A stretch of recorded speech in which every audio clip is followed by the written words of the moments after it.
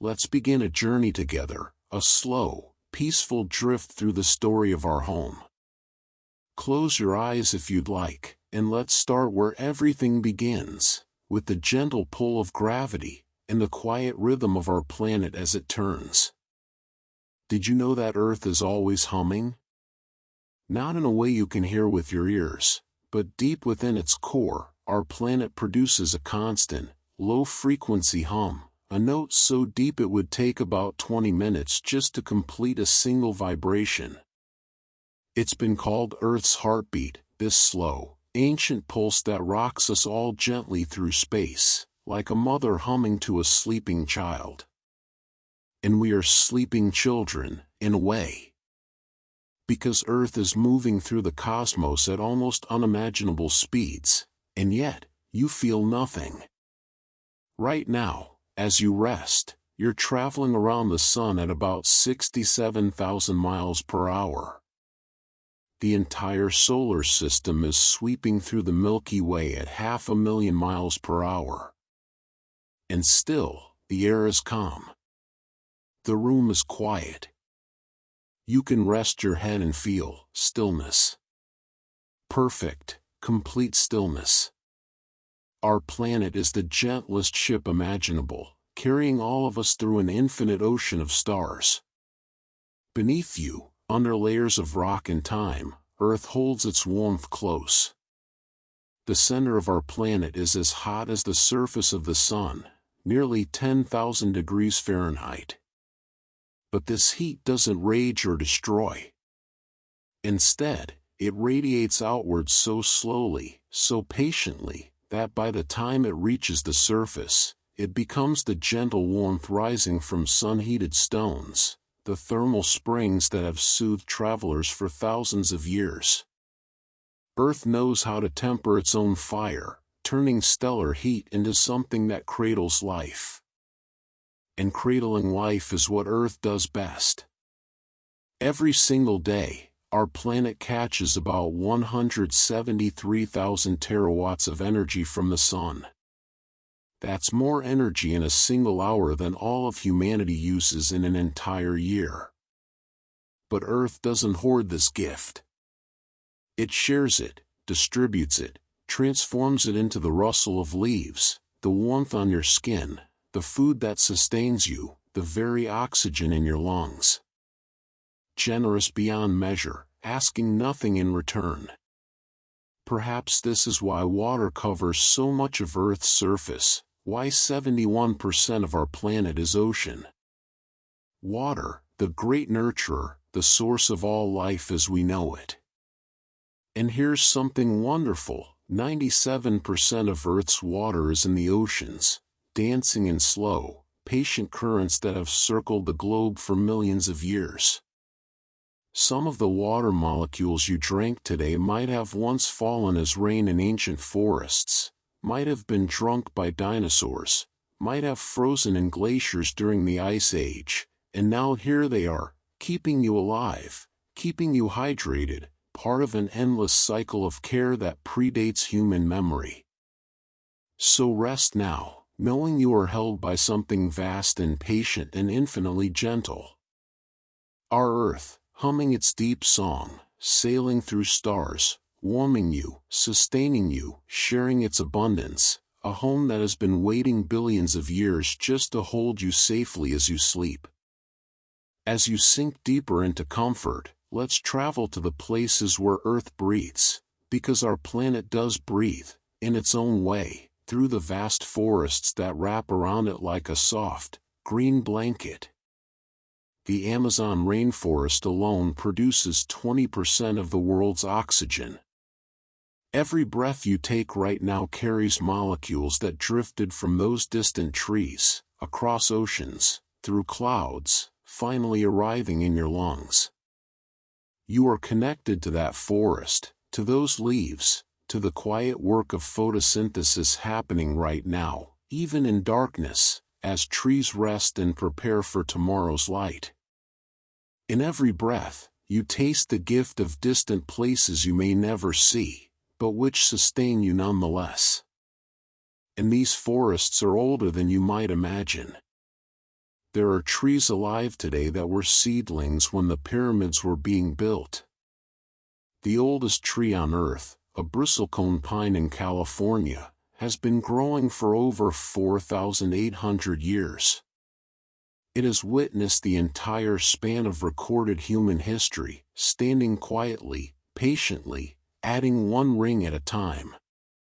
In all that time, it has never hurried. It has never rushed. It simply grows. Slowly. Steadily. The way Earth does everything worth doing. Beneath these ancient trees, the soil itself is alive with a network more complex than you might dream. In just 1 teaspoon of healthy soil, there are more living organisms than there are people on Earth. Billions of bacteria, fungi, and microorganisms, all working together in a collaboration so intricate, so perfectly balanced, that scientists are still discovering how it all connects. This hidden world beneath our feet is constantly recycling, renewing, transforming death into life, fallen leaves into nutrients, endings into beginnings. The Earth wastes nothing. It only transforms. And this transformation happens everywhere, even in the air around you. The atmosphere that surrounds our planet extends about 600 miles into space, but most of it, the part you breathe, the part that matters, exists in just the first 10 miles above the surface. This thin, precious layer has protected life for billions of years, filtering harmful radiation, burning up meteors before they reach the ground, keeping temperatures stable enough for water to exist as liquid, solid, and gas all at once. Every day, about 40 tons of cosmic dust drifts down through this protective shield, settling so gently you never notice, tiny fragments of asteroids and comets becoming part of our world, part of you. The sky itself tells a story of protection and care. Earth's magnetic field, generated by the churning of molten iron deep in the core, extends thousands of miles into space, deflecting solar winds that would otherwise strip away our atmosphere. This invisible shield has been guarding us for over 3 billion years, asking nothing, expecting nothing, simply protecting. And when charged particles from the sun do manage to slip through near the poles, they don't harm us, they dance. They create the aurora borealis, the northern lights, turning potential danger into ribbons of green and purple beauty that shimmer across Arctic skies. Even gravity itself is a gentle force here.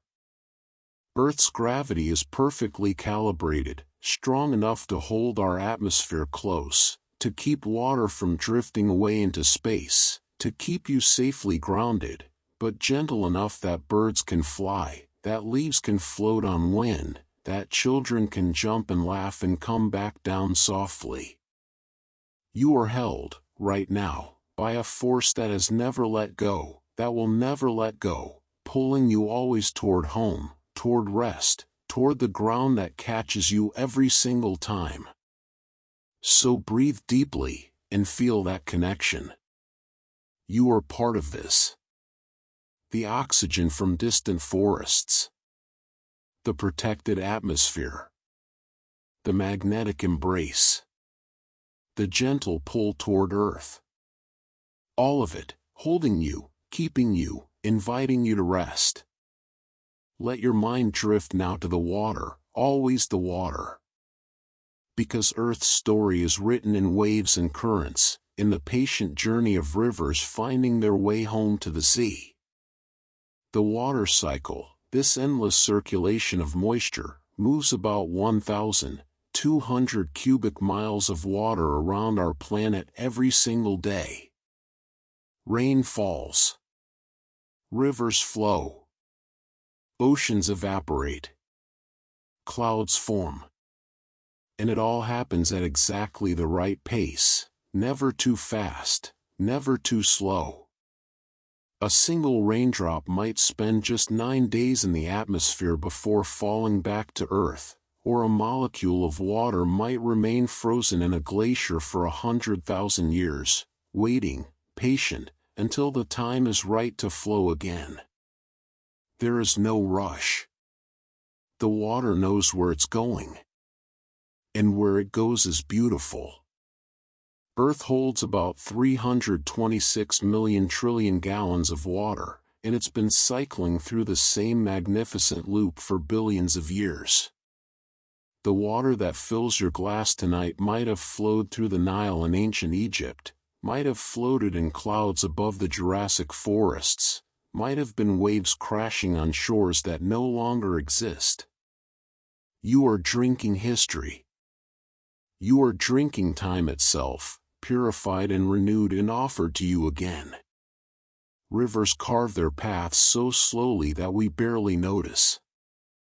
The Colorado River has been cutting through rock to create the Grand Canyon for 5 to 6 million years, one grain of sediment at a time, never stopping, never doubting, just flowing.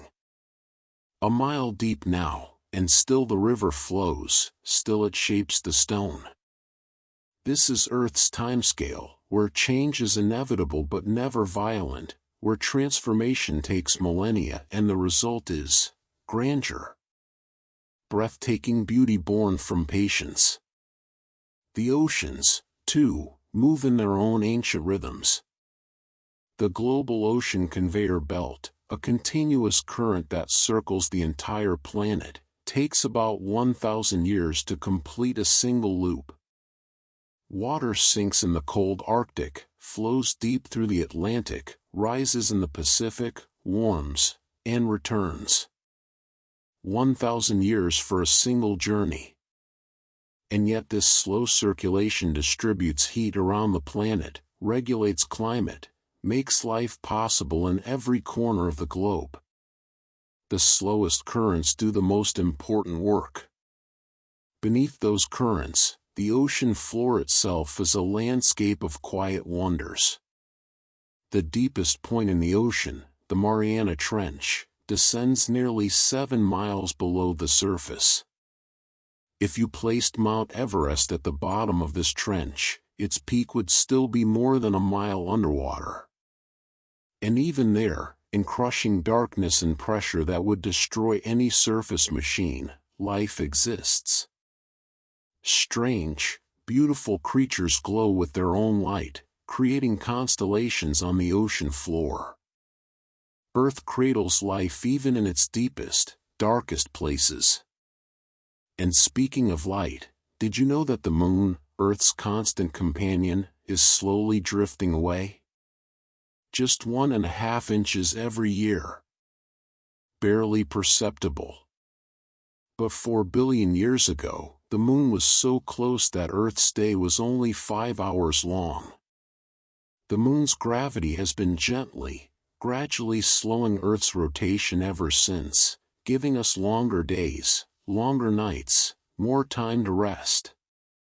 Even the moon participates in Earth's care, creating tides that mix nutrients in the oceans, slowing time itself to a more comfortable rhythm, lighting our nights with borrowed sunlight so we're never truly in darkness.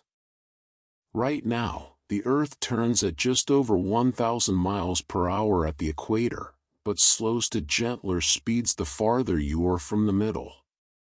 And you feel none of it. Not the rotation. Not the orbit. Not the motion through space. Only stillness. Only the soft place where you rest. Only the quiet breath of a planet that knows how to hold you without you ever noticing the holding. Let yourself be carried by these ancient rhythms. The patient rivers. The 1,000-year currents. The slowly drifting moon. All of time moving around you while you rest, perfectly still, perfectly safe. Now let's journey to the places where Earth builds mountains and sculpts valleys, where stone itself flows like water, just on a timescale so slow that a human lifetime is merely a blink. The continents beneath us are floating. Not in water, but on a layer of partially molten rock called the asthenosphere, drifting across Earth's surface at about the same speed your fingernails grow, just a few centimeters each year. This has been happening for billions of years. The ground beneath you is traveling, has always been traveling, carrying you on a journey so gradual that entire mountain ranges rise and erode away before the path is complete. You are a passenger on a voyage that began before life itself existed on land. The Himalayas, Earth's tallest mountains, are still growing. India continues its slow collision with Asia, and the mountains rise about half an inch every year. These peaks, Mount Everest among them, are monuments to Earth's infinite patience. They've been climbing skyward for 50 million years, and they're not finished yet. Stone piling upon stone, crystal upon crystal, thrust upward by forces so vast and so gradual that they seem almost gentle. There is no violence in their rising, only the steady, inexorable push of a planet reshaping itself, forever creating new ways to touch the sky. And while mountains rise in one place, they wear away in another. Rain and wind, frost and time, all work together to smooth the sharp edges, to carry the mountains grain by grain back to the sea. The Appalachian Mountains, once as tall as the Himalayas, have been weathering for about 480 million years. They've grown soft and rounded, covered in ancient forests, their peaks worn down to gentle slopes that invite rest rather than conquest. Even mountains grow old gracefully on Earth, transforming from jagged youth to peaceful maturity. Beneath these mountains, beneath all the land, Earth's crust floats on a mantle of rock so hot it behaves like a very thick fluid. Convection currents churn in this mantle, rising and falling in patterns that last millions of years. Heat from Earth's core rises slowly upward, cools, sinks again, rises once more. This endless circulation drives the motion of continents, the creation of mountains, the opening and closing of ocean basins. It's Earth's slow breath, inhaling and exhaling on geological timescales, each breath lasting longer than civilizations. And volcanoes, those places where Earth's inner heat breaks through to the surface, even these are part of the planet's careful balance. For every explosive eruption that captures headlines, there are dozens of volcanoes releasing pressure gently, steadily, breathing out steam and gas in a controlled release. The Hawaiian Islands were built this way, layer upon layer of lava flowing peacefully into the ocean, cooling, solidifying, building new land one gentle flow at a time. Earth creates even as it destroys, and more often than we realize, it creates quietly, without drama, simply adding to itself year after year. The volcanic soil that results is some of the richest on Earth. The minerals released by volcanic activity, potassium, phosphorus, calcium, make the land incredibly fertile. This is why people return to live near volcanoes generation after generation. They understand something profound, that Earth's fire, properly tempered, becomes nourishment. That what seems dangerous is also generous. That the planet knows how to transform even molten rock into life-giving soil, given enough time, given enough patience. And time is something Earth has in abundance.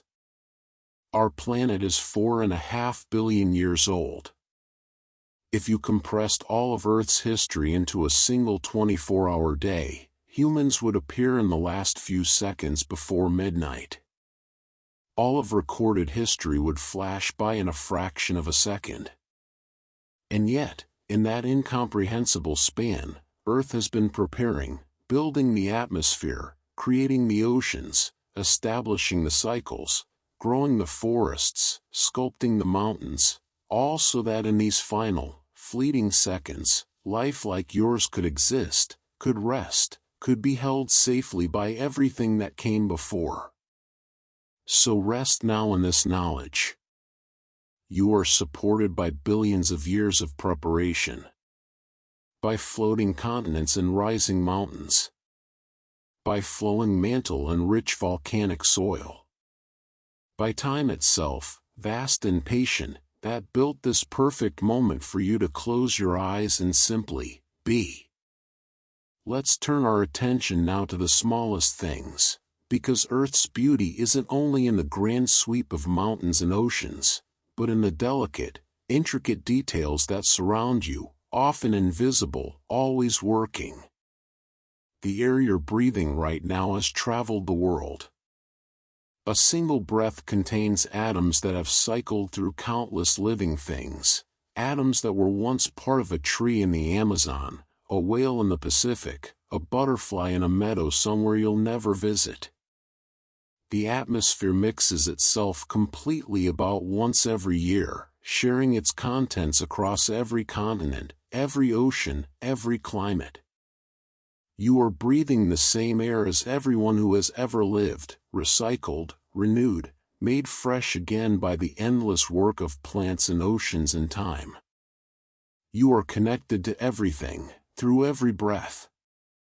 And what keeps this air in place, what prevents it from drifting away into the emptiness of space, is Earth's perfect size. Our planet is just large enough to hold an atmosphere through gravity, but small enough that the atmosphere isn't crushingly heavy.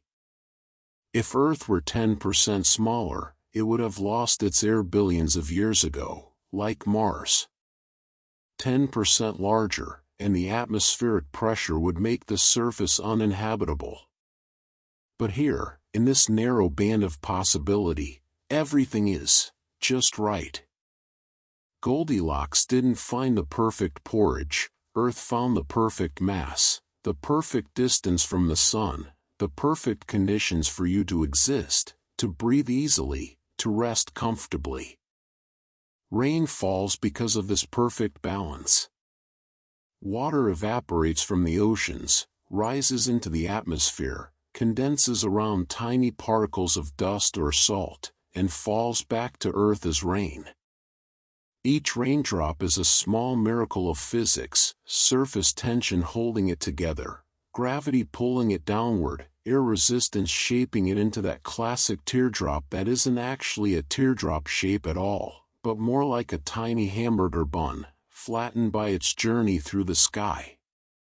And these drops fall at a terminal velocity of only about 20 miles per hour, gentle enough that they nourish rather than destroy, that they patter on rooftops like a lullaby rather than crashing down with violence.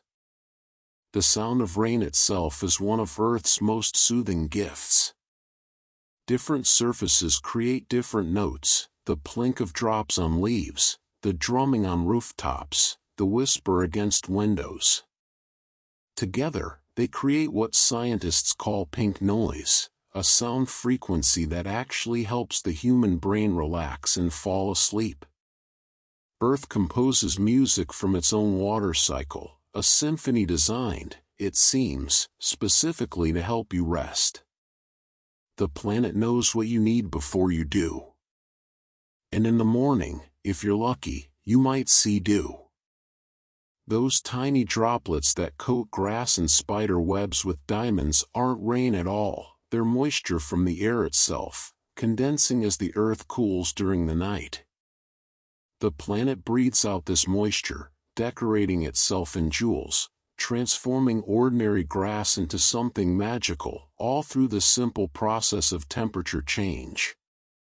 Every dawn, Earth adorns itself, celebrating the arrival of light with a costume made of water and patience.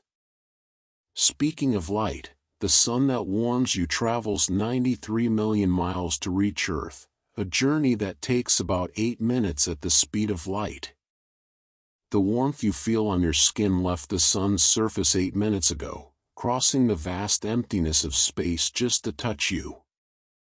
and Earth's atmosphere scatters this light, painting the sky blue during the day and gold and pink at sunset. Without our atmosphere, the sky would be black even at noon, stars visible at all hours, the sun a harsh white point of searing brightness. But Earth softens everything, filters the light, spreads it gently, creates the peaceful blue dome that has sheltered and calmed humans for all of our history. This blue sky you see is unique. No other planet in our solar system has one quite like it. Mars has a butterscotch sky. Venus is shrouded in eternal yellowish clouds. But Earth chose blue. The color of calm. The color of peace. The color that lowers blood pressure and heart rate, that invites contemplation and rest. Even the color of our sky seems designed for comfort. So breathe that air, touched by the whole world. Rest under that blue sky, scattered by the atmosphere. Listen to rain that falls at the perfect speed. Feel sunlight that traveled across space to warm you. Earth has arranged every detail, every atom, every ray of light, every drop of water, into a home that welcomes you, that soothes you, that whispers gently, "You belong here." As you settle deeper into rest, let's explore the hidden rhythms of Earth, the cycles that repeat with such faithfulness that life itself has learned to dance in time with them. The seasons arrive like old friends, predictable and welcome. Earth's axis tilts at 23.5 degrees, and as our planet orbits the Sun, this tilt creates the gentle progression from spring to summer to autumn to winter. The same tilt, year after year, for billions of years. Because of this constancy, trees know when to bloom, birds know when to migrate, bears know when to sleep. The entire living world trusts Earth's rhythm, and Earth has never once broken that trust. Spring always returns. Winter always yields. The cycle continues, reliable as breath. And this tilt, this 23.5-degree angle, is another one of Earth's perfect accidents. If the tilt were much smaller, we'd have barely any seasons at all, endless monotony, too little variation for life to flourish in diverse ways. If it were much larger, we'd have extreme seasons, summers too scorching, winters too brutal. But at 23.5 degrees, we get variety without violence, change without chaos. Earth tilts at exactly the angle that makes life not just possible, but beautiful. The moon helps stabilize this tilt, acting as a celestial anchor. Without the moon's gravitational influence, Earth's axis would wobble dramatically over thousands of years, making climate unpredictable, seasons unreliable. But the moon holds us steady, keeps our tilt consistent, ensures that spring will always feel like spring, that winter will always give way to warmth. Even from 239,000 miles away, the moon is watching over us, keeping Earth's cradle from rocking too wildly. This same moon creates the tides, pulling the oceans into gentle rhythms that repeat twice each day. High tide, low tide, high tide, low tide, a heartbeat measured in water. These tides mix nutrients in coastal waters, create intertidal zones teeming with life, and for countless millennia have marked time for humans living by the sea. You could set your clock by the tides, and indeed, people did, long before mechanical clocks existed. Earth keeps time with water and moonlight, the oldest clock imaginable, never winding down, never needing to be reset. The day itself, 24 hours, is Earth's gift of perfect rhythm. Not too short, not too long. Long enough for sleep to restore you, short enough that you don't wait too long for sunrise. The rotation that gives us day and night also creates the Coriolis effect, the gentle force that causes winds and ocean currents to curve across Earth's surface. This is why storms spiral, why ocean gyres form vast circular patterns. Earth's rotation turns straight lines into graceful curves, transforms simple movement into elegant patterns that distribute heat and moisture around the globe. Even Earth's magnetic field has a rhythm, though one far longer than human lifetimes. Every few 100,000 years, the magnetic poles flip, north becomes south, south becomes north. Scientists have found evidence of these reversals frozen in rocks, recorded in layers of lava that cooled millions of years ago. The field weakens, wobbles, reverses, then strengthens again. And through all of these reversals, life has continued, protected by the fact that even during the transition, Earth never completely loses its magnetic shield. The planet knows how to change without abandoning its children. Crystals grow in the earth at their own unhurried pace. Deep in caves, in the quiet darkness, stalactites and stalagmites form as mineral-rich water drips, one drop at a time, for thousands of years. Some caves contain crystals as long as 30 feet, perfect and clear, grown in absolute darkness, shaped by nothing but time and chemistry and the patience of stone. Earth creates beauty in places no eye will ever see, for no reason except that this is what Earth does. It makes beautiful things, whether witnessed or not, whether appreciated or not. Creation for the pure sake of creating. The seasons, the tides, the day and night, the magnetic reversals, the growing crystals, all of these are Earth's rhythms, playing simultaneously, overlapping, creating a complexity so vast and yet so harmonious that life has found a way to synchronize with all of it. You are part of this symphony. Your heartbeat, your breath, your sleep cycles, all of them tuned, over millions of years of evolution, to match Earth's rhythms. You are not separate from this planet. You are an instrument in its orchestra, playing your part, resting when the music calls for rest. So let yourself sync with these ancient patterns. Feel the pull of the moon in your blood, which is, after all, mostly water.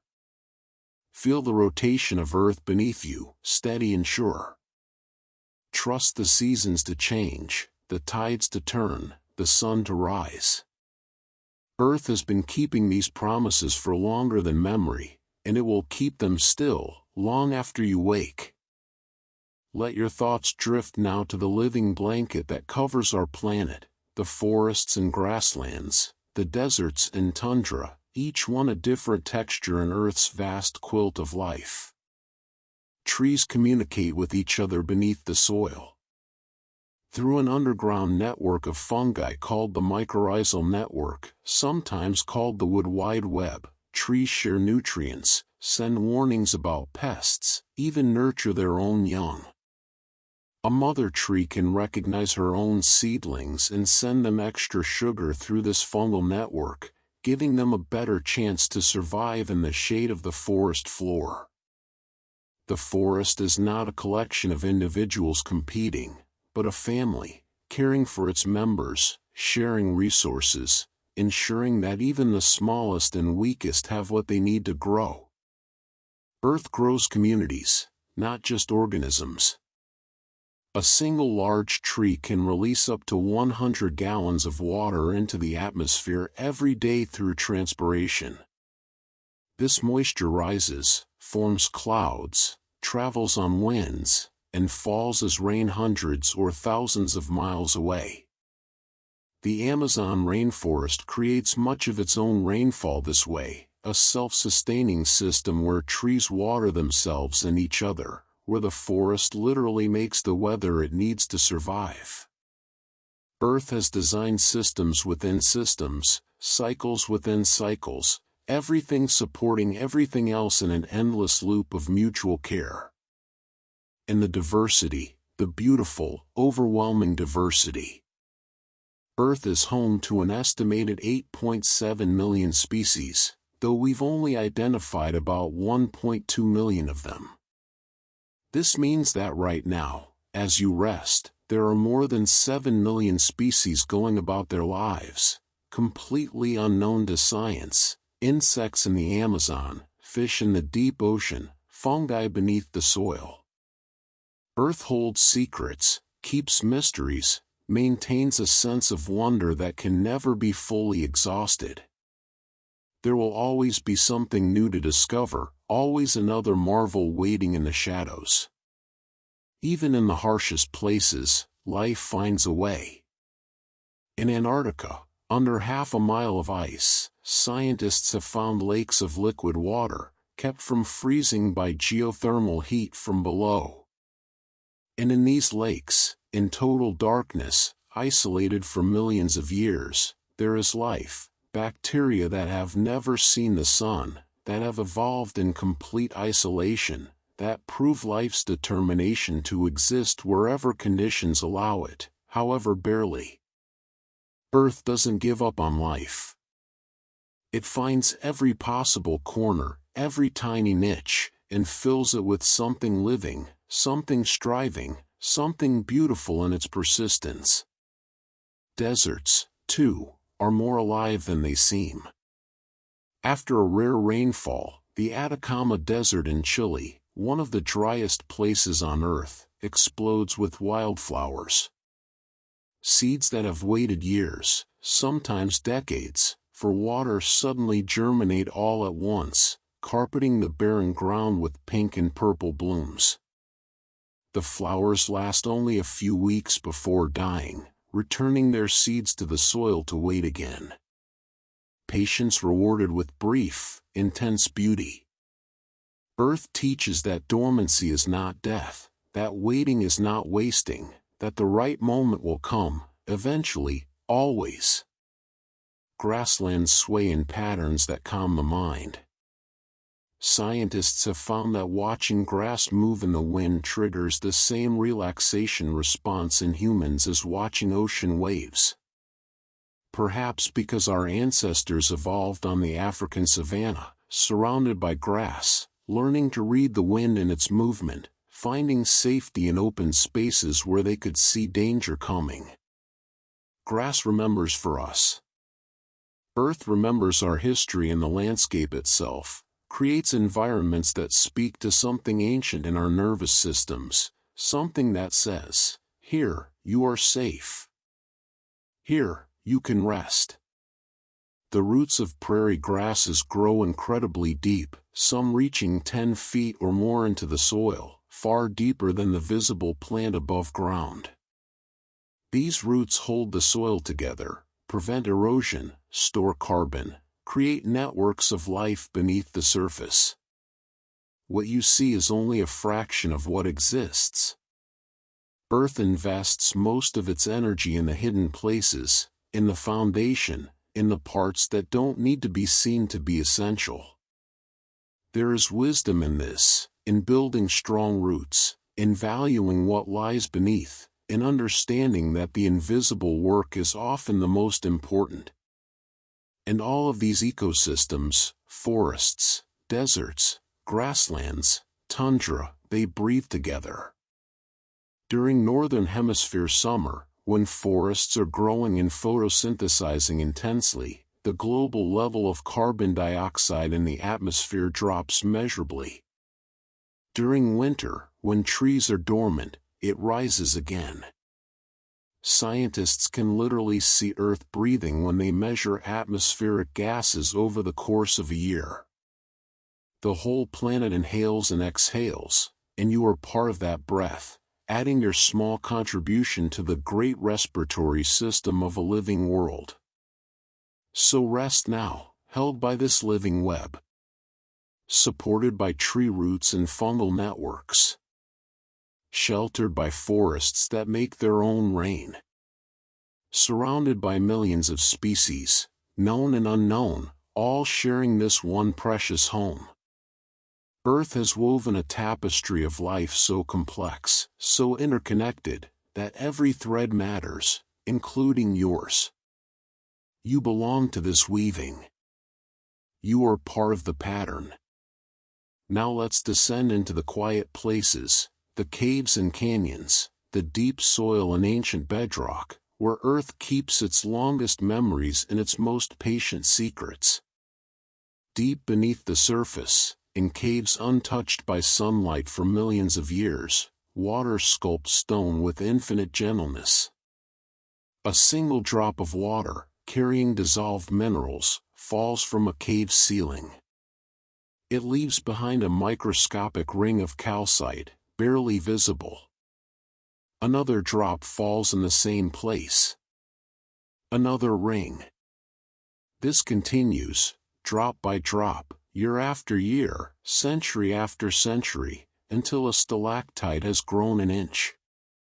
In some caves, stalactites have been growing for more than 100,000 years, extending downward at a rate of about 1/10 of a millimeter per year. This is Earth's timescale, where even stone is patient, where creation happens so slowly that human lifetimes pass in what is, to the Earth, merely a breath. And in this darkness, life exists. Cave fish, having lived in eternal night for thousands of generations, have evolved to lose their eyes entirely. They have no need for them. Instead, they navigate through sensitivity to vibrations in the water, to changes in pressure, to chemical signals invisible to us. They've turned darkness from a limitation into freedom, found a way to thrive without sight, without color, without anything we think of as essential. Earth teaches adaptation, shows that what seems like deprivation can become simply a different way of being. The soil beneath your feet, if you could see it truly, is a galaxy of its own. Those billions of organisms in each teaspoon create a structure, a soil architecture that holds air and water in perfect balance. Good soil is about 50% solid matter, minerals and organic material, and 50% pore space filled with air and water. This balance allows roots to breathe, allows water to drain but not too quickly, allows nutrients to move where they're needed. Earth knows how to build structure from chaos, how to organize the microscopic into something that can support mighty trees, vast prairies, all the weight of the living world above. And this soil is ancient. The richest agricultural soils took thousands of years to develop, layer upon layer of decayed plant matter, weathered rock, the accumulated gift of countless organisms living, dying, and giving their bodies back to the earth. The deep, dark soils of the American Midwest are 10,000 years in the making, built slowly as glaciers retreated, as prairies grew and died and grew again, as buffalo herds migrated and earthworms churned and rain fell and sun shone. You cannot rush the creation of soil. Earth moves at its own pace, and the result of that patience is fertility, abundance, life. Beneath the soil lies bedrock, and within that rock, water flows through cracks and fissures and rivers you'll never see. These underground aquifers hold more fresh water than all the lakes and rivers on Earth's surface combined. Some of this water is thousands of years old, having filtered down through layers of rocks so slowly that it has been underground since before human civilization began. When you draw water from certain wells, you're drinking ancient rain, precipitation that fell when mammoths walked the earth, now finally emerging back into the light. Time collapses in these moments, the deep past reaching forward to sustain the present. The rock itself tells stories if you know how to read it. Sedimentary layers stack like pages in a book, each one recording the conditions when it was formed, a sandy beach here, a river delta there, an ancient seabed compressed into limestone. Geologists can read millions of years of Earth's history in cliff faces and canyon walls, can trace the advance and retreat of seas, the rise and fall of mountains, the changing climate across eons. The Grand Canyon alone displays rock layers spanning nearly 2 billion years. Every wall is a library, every stone a chronicle, and Earth is the most patient author imaginable, writing its autobiography one grain of sand at a time. Fossils hide in this rock, the preserved remains of creatures that lived so long ago that the continents were in different positions, the climate was unrecognizable, the very air had a different composition. Trilobites, ammonites, ancient ferns, dinosaur bones, all of them proof that Earth has been nurturing life not just for centuries or millennia, but for billions of years. Life has existed on this planet for approximately 3.7 billion years. That's 3,700 million years of continuous life, generation after generation after generation, an unbroken chain from the first single-celled organisms to you, lying here now, breathing, thinking, being. You are the latest chapter in the longest story ever told. And in the deepest rock, under the most extreme pressure and heat, carbon crystallizes into diamonds. These gemstones form about 100 miles beneath Earth's surface, in conditions that would vaporize any living thing, then are carried upward through volcanic eruptions to where humans can eventually find them. What we value as precious, Earth creates casually, in darkness, under crushing weight, transforming simple carbon into crystalline perfection. Beauty forged in impossible places, then offered up as a gift. This is what Earth does, takes the ordinary and, given enough pressure and time, makes it extraordinary. So let yourself sink, like water filtering through stone, down into the patient places, the dark caves and deep soil, the aquifers in bedrock, the fossil layers in diamond-forming depths. Earth has built a foundation beneath you that goes down for miles, that has been forming for billions of years, all so you could rest here, on the surface, held by incomprehensible age and strength and stability. Let us turn our gaze upward now, to the thin veil between Earth and space, to the layers of atmosphere that wrap around us like the most delicate blanket, protecting without smothering, sheltering without confining. The atmosphere is divided into layers, each with its own character, its own purpose. The troposphere, where weather happens and where you breathe, extends only about 7 miles up, such a thin band that if Earth were the size of an apple, the breathable atmosphere would be thinner than the apple's skin. And yet this fragile layer has sustained every breath ever taken by every creature that has ever lived on land. Billions of years, trillions of organisms, all sharing this impossibly thin envelope of air. It has never run out. It has never failed. It simply continues, cycling and renewing, faithful beyond measure. Above the troposphere lies the stratosphere, home to the ozone layer, that miraculous shield that absorbs most of the sun's harmful ultraviolet radiation. Without it, life on land would be impossible. The UV radiation would damage DNA, kill plants, make the surface a hostile place. But the ozone is there, invisible, asking nothing, performing its essential work in silence. Oxygen molecules, broken apart by sunlight, recombining into groups of 3 instead of 2, creating a form of oxygen that happens to absorb exactly the wavelengths of light that would harm us. Chemistry becomes protection. Random chance becomes providence. Higher still, in the mesosphere, meteors burn up 50 to 75 tons of space debris every single day, vaporized by friction with our atmosphere before they can reach the ground. You see them as shooting stars, brief streaks of light, and you might make a wish. But Earth has already granted the most important wish. It catches these rocks, these fragments of asteroids and comets, and turns them to vapor and dust before they can cause harm. Every meteor you've ever seen was Earth protecting you, turning potential danger into momentary beauty. The thermosphere, even higher, is where the aurora dances. Charged particles from the sun, funneled by Earth's magnetic field toward the poles, collide with atmospheric gases and release energy as light. Green from oxygen, red from nitrogen, sometimes purple, sometimes white, the sky becomes a curtain of shimmering color, visible proof of Earth's magnetic embrace.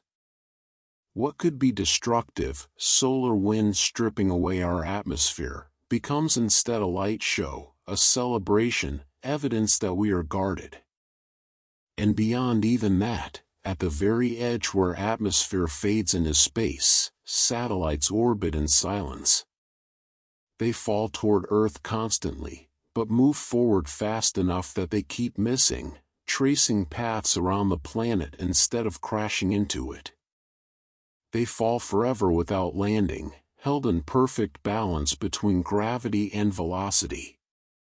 In their own way, they're dancing too, partners with Earth in an orbital waltz that can continue for years, decades, centuries if left undisturbed. From space, astronauts say Earth glows. At night, you can see city lights scattered across the dark continents, traceries of gold and white marking where humans gather. But you can also see something else, a faint airglow, a natural luminescence created when sunlight breaks apart molecules in the upper atmosphere, which then recombine and release light.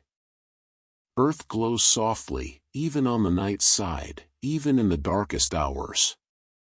The planet creates its own gentle illumination, as if reluctant to ever be truly dark, as if wanting to remain visible, welcoming, a beacon in the void. The edge of space, the Kármán line, is conventionally set at about 62 miles up. Above this, there's not enough atmosphere for aircraft wings to provide lift. But space and atmosphere don't have a hard boundary. The atmosphere just gradually, gracefully thins out, becoming more and more diffuse, until individual atoms are separated by miles of emptiness. Earth doesn't end abruptly. It fades. It transitions. It blends into the cosmos around it, maintaining connection even as it maintains distinction, touching infinity while keeping you safely grounded. And all of this, every layer, every protection, every shimmering aurora and burning meteor, all of it exists in constant motion. The atmosphere flows in great currents, driven by the sun's uneven heating of Earth's surface. Warm air rises at the equator, cool air sinks at the poles, and the whole system churns in patterns called Hadley cells, Ferrel cells, polar cells. These circulation patterns have been operating for as long as Earth has had an atmosphere, mixing the air, distributing heat, preventing the equator from becoming unbearably hot and the poles from becoming impossibly cold. The atmosphere is always moving, always working, never resting, so that you can. So breathe deeply this miraculous air. Feel it fill your lungs, air that has been filtered through layers of protection, warmed or cooled to bearable temperatures, cleaned by rain and plants, shared with every living thing. Above you, invisible shields absorb radiation, burn up debris, paint the polar skies with light. Earth's atmosphere is a love letter written in nitrogen and oxygen, in ozone and aurora, in shooting stars and airglow. And you are inside it, held safe, invited to rest beneath this canopy of care. Let us wander now to the places where water meets land, the shores and coastlines, the estuaries and wetlands, where Earth creates some of its most productive and peaceful transitions. Beaches are made of mountains. Every grain of sand on every shore was once part of a mountain somewhere, worn down by water and weather, carried by rivers to the sea, tumbled smooth by waves over thousands of years. When you run your fingers through beach sand, you're touching the ancient peaks of ranges that no longer exist, feeling the result of erosion so patient it turned granite into glass-smooth particles small enough to slip between your fingers. Mountains become beaches. Stone becomes softness. Everything transforms, given enough time and the gentle, persistent work of water. The tides shape these shores twice daily, and they do so with such regularity that countless species have synchronized their entire lives to this rhythm. Fiddler crabs emerge to feed at low tide. Grunion fish time their spawning to the highest tides of the year. Sanderlings chase the retreating waves, then scurry back as the next wave approaches, a dance perfected over millions of years. The tide is Earth's metronome, keeping time with the moon's gravity, and life has learned to move to this ancient beat. Estuaries, those places where rivers meet the ocean, are among the most fertile environments on Earth. Fresh water carrying nutrients from inland meets salt water rich with marine life, creating a brackish mixture that supports an extraordinary abundance of organisms. Baby fish, shrimp, crabs, many marine species spend their youth in estuaries, protected from open ocean predators, nourished by the mixing waters. These are Earth's nurseries, transition zones where the planet cares for its youngest and most vulnerable, giving them calm waters and abundant food until they're strong enough to face the wider world. Mangrove forests grow in these liminal spaces, trees with roots in salt water, something most plants cannot tolerate. They've evolved elaborate salt filtering systems, ways to exclude or excrete excess salt, allowing them to thrive where land and sea blur together. Their tangled roots create shelter for fish, trap sediment to build new land, protect coastlines from storm surges and erosion. Mangroves are builders, taking the chaos of where ocean meets shore and creating structure, stability, new earth where none existed before. They teach that boundaries can be productive, that edges are where the most interesting things happen. Coral reefs, too, exist at boundaries, between the nutrient-poor open ocean and the shallow sunlit waters near shore. These structures, built by tiny animals called polyps, grow at a rate of perhaps half an inch to 2 inches per year. The Great Barrier Reef, the largest living structure on Earth, has been growing for about 20 million years, though most of its current structure is between 6,000 and 8,000 years old. Individual coral polyps are smaller than your fingernail, yet working together, generation after generation, they've created something visible from space. Collaboration on an almost unimaginable scale, producing beauty and shelter for thousands of species. The ocean itself, where these shores ultimately lead, covers 71% of Earth's surface and yet remains largely unexplored. We've mapped more of the moon's surface than we have of our own ocean floor. Down there, in the darkness, entire ecosystems exist around hydrothermal vents, cracks in the ocean floor where superheated water rich in minerals pours out. Around these vents, in complete darkness, life thrives without sunlight, bacteria converting chemicals into energy, supporting communities of giant tube worms, eyeless shrimp, and creatures that look like they belong in science fiction. Earth creates life in every possible circumstance, proves again and again that where there is water, where there is energy, where there is the slightest opportunity, life will find a way. Whales migrate through these oceans, traveling thousands of miles between feeding grounds and breeding areas, following routes their ancestors have followed for millions of years. Humpback whales swim from Antarctica to tropical waters and back again each year, a round trip of up to 16,000 miles. They fast during the breeding season, living off their blubber reserves, dedicating months to the continuation of their species. These journeys are epic, exhausting, ancient, and they happen every year, like clockwork, whales trusting in the reliability of Earth's oceans, in the currents that will carry them, in the krill that will be waiting when they return to polar waters. The ocean stores heat from the sun, absorbing warmth during the day and releasing it slowly at night, during summer and releasing it in winter. Coastal areas have milder climates because of this. The ocean acts as a thermal buffer, moderating temperature extremes, making shorelines more gentle places to live.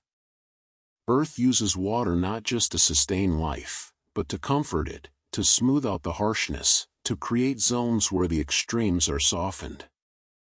And the sound of waves, that rhythmic crashing, the hiss of foam on sand, the deep rumble of surf, these sounds have been lulling humans to sleep for as long as we've existed. There's a reason why wave sounds are used in sleep machines, in meditation apps, in countless recordings meant to induce calm. Our nervous systems recognize this rhythm as safe, as natural, as home. We came from the ocean. Ultimately, life began in the sea, and some part of us still remembers, still finds peace in the sound of water meeting shore.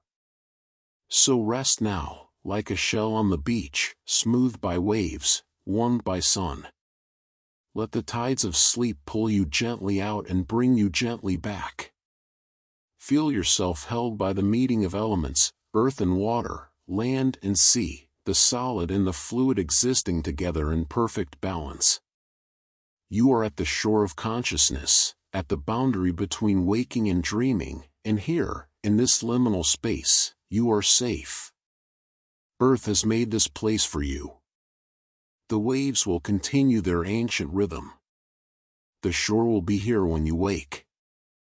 Now, as you settle into the deepest part of your rest, let us visit the places where Earth whispers its most intimate secrets, the quiet gardens, the gentle meadows, the still ponds where dragonflies hover and lotus flowers bloom.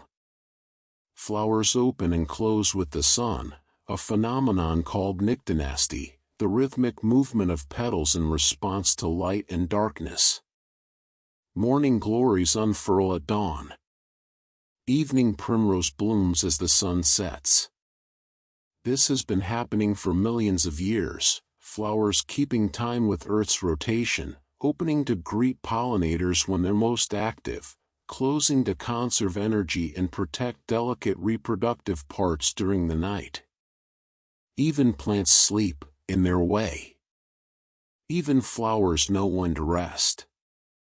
A single oak tree can support over 2,000 species of insects, birds, mammals, and other organisms.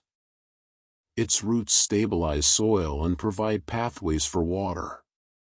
Its leaves capture sunlight and create food through photosynthesis. Its fallen acorns feed squirrels and deer.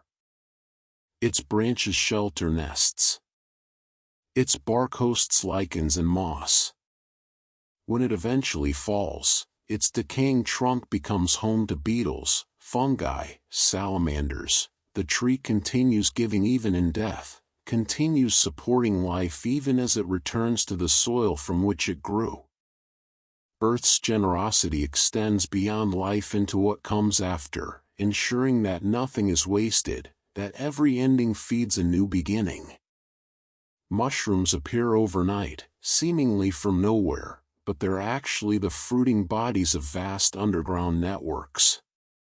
The mycelium, the actual fungal organism, can stretch for acres beneath the forest floor, a web of microscopic threads connecting tree roots, decomposing fallen leaves, creating the infrastructure that makes the forest work. The largest living organism on Earth is a honey fungus in Oregon, spanning over 2,000 acres, weighing hundreds of tons, and estimated to be between 2,000 and 8,000 years old. mostly invisible, mostly underground, mostly working in darkness and silence, yet essential. Earth reminds us that the most important work often happens unseen. Dew forms each morning through a process of such gentle beauty. As Earth cools overnight, water vapor in the air condenses on cool surfaces, creating those perfect spheres of water that catch the early light. Spiderwebs become strings of diamonds. Grass blades bow under the weight of tiny drops. Everything is renewed, refreshed, given a moment of crystalline beauty before the sun rises high enough to evaporate the dew away. Each dawn, Earth decorates itself anew, then lets the decoration dissolve, teaching the grace of impermanence, the beauty of things that don't need to last to be precious.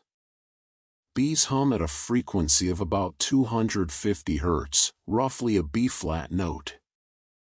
When thousands of bees work together in a hive, their collective hum creates a chord, a living music that vibrates through the honeycomb.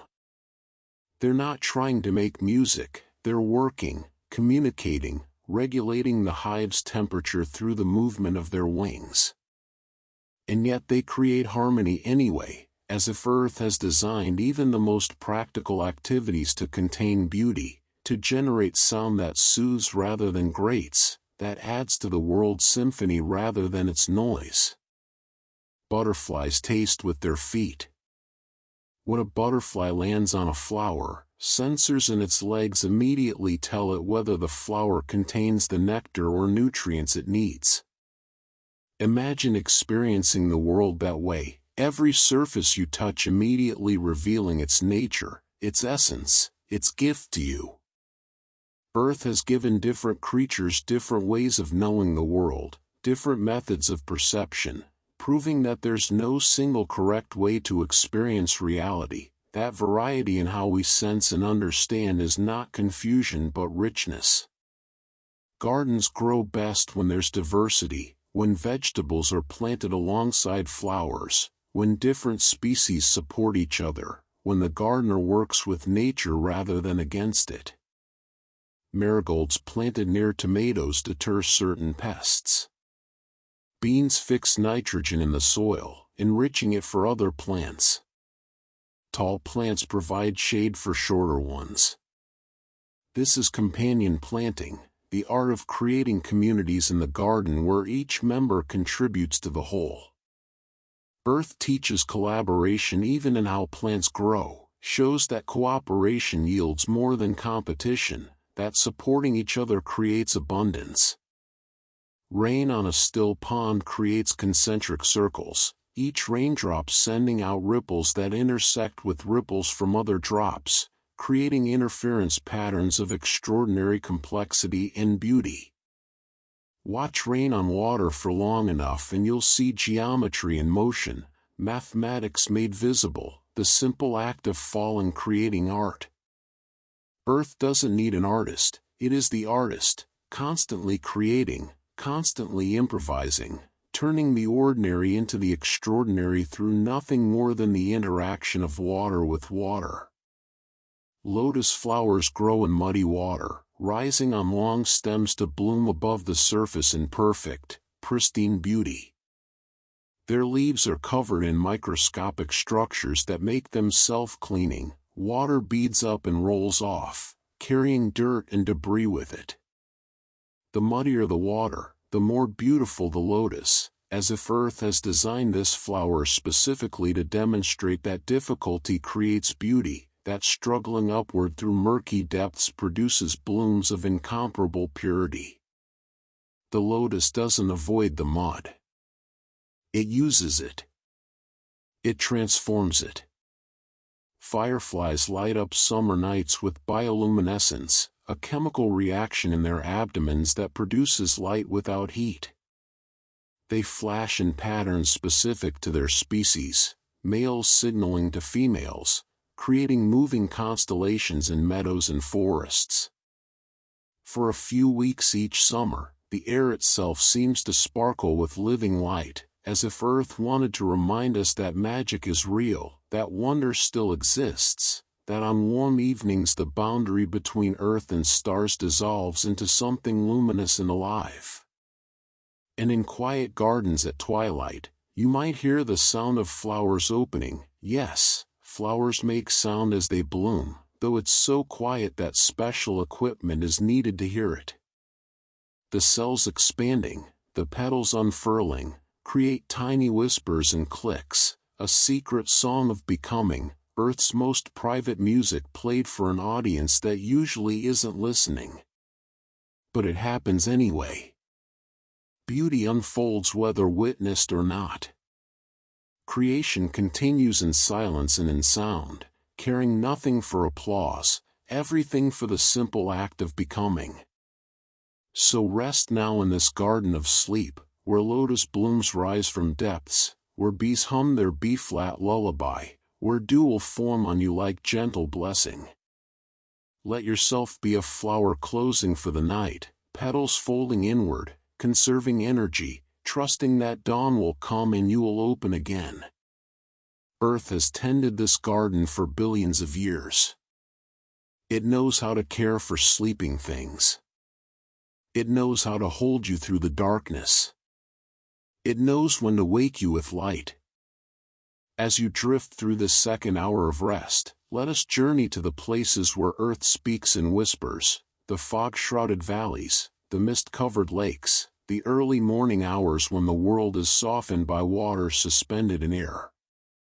Fog is simply a cloud that has touched the ground.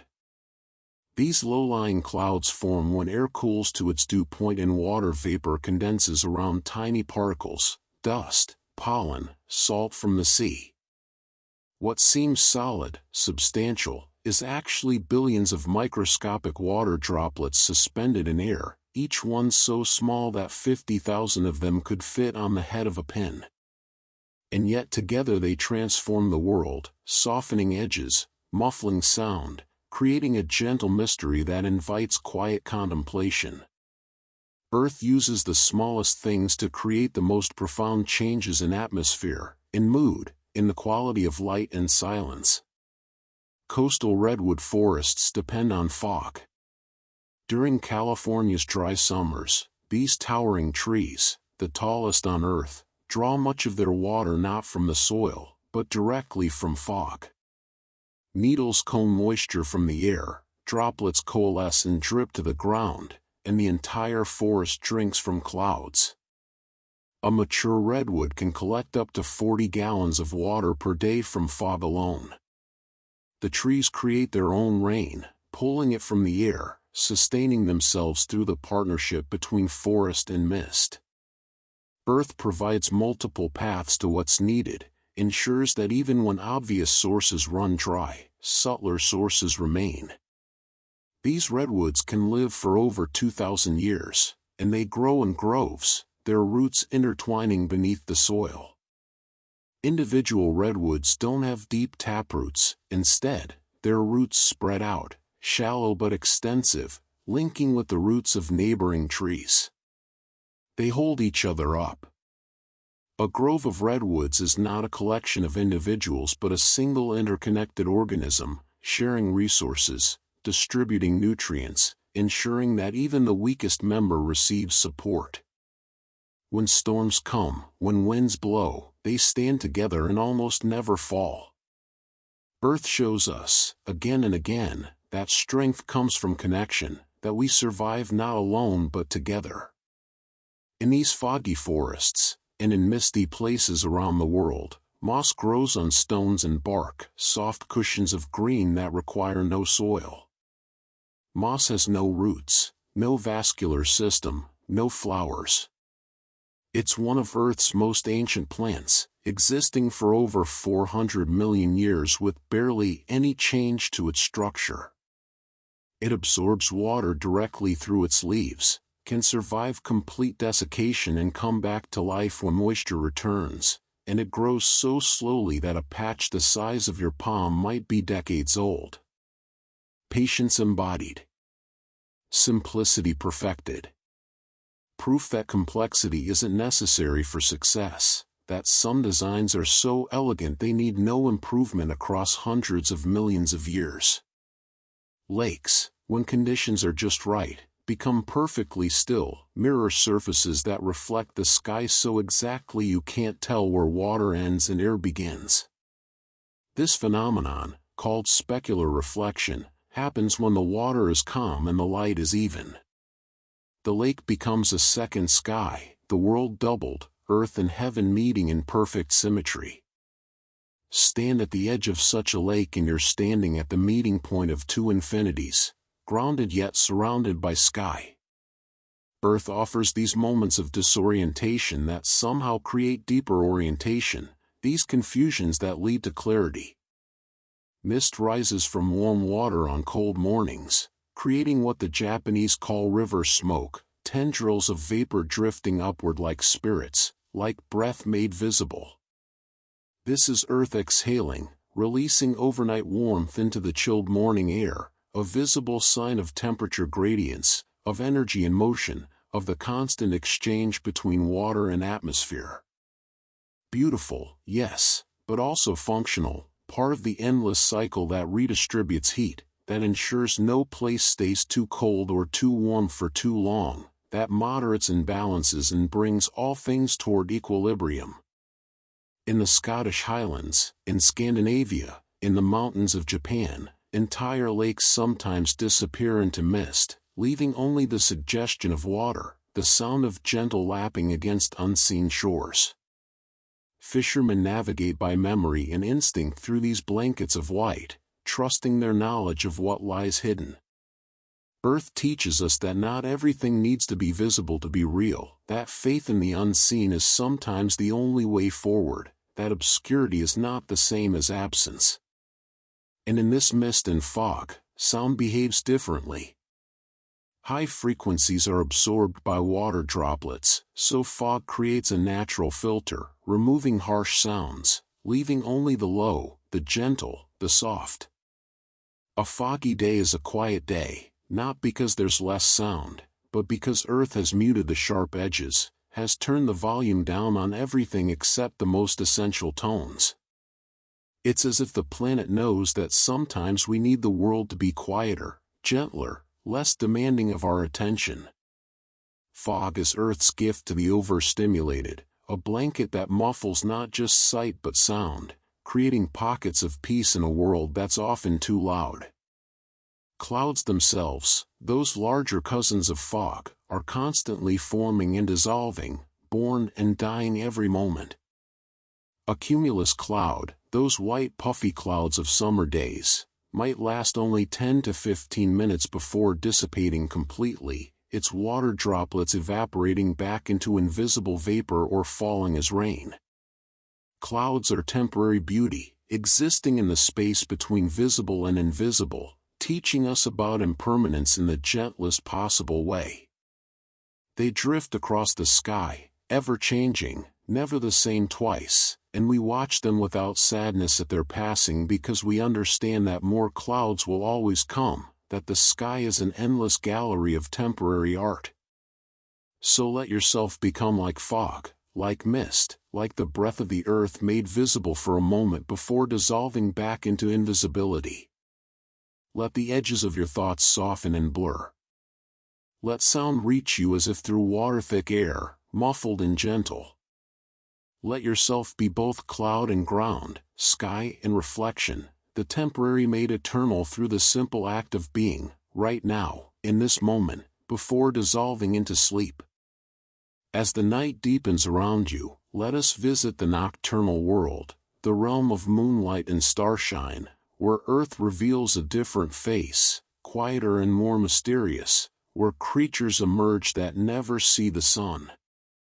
The moon's light is actually sunlight, twice borrowed, photons that left the sun 8 minutes ago, traveled 93 million miles to Earth, then bounced off the moon's surface and traveled another 250,000 miles back to illuminate our nights.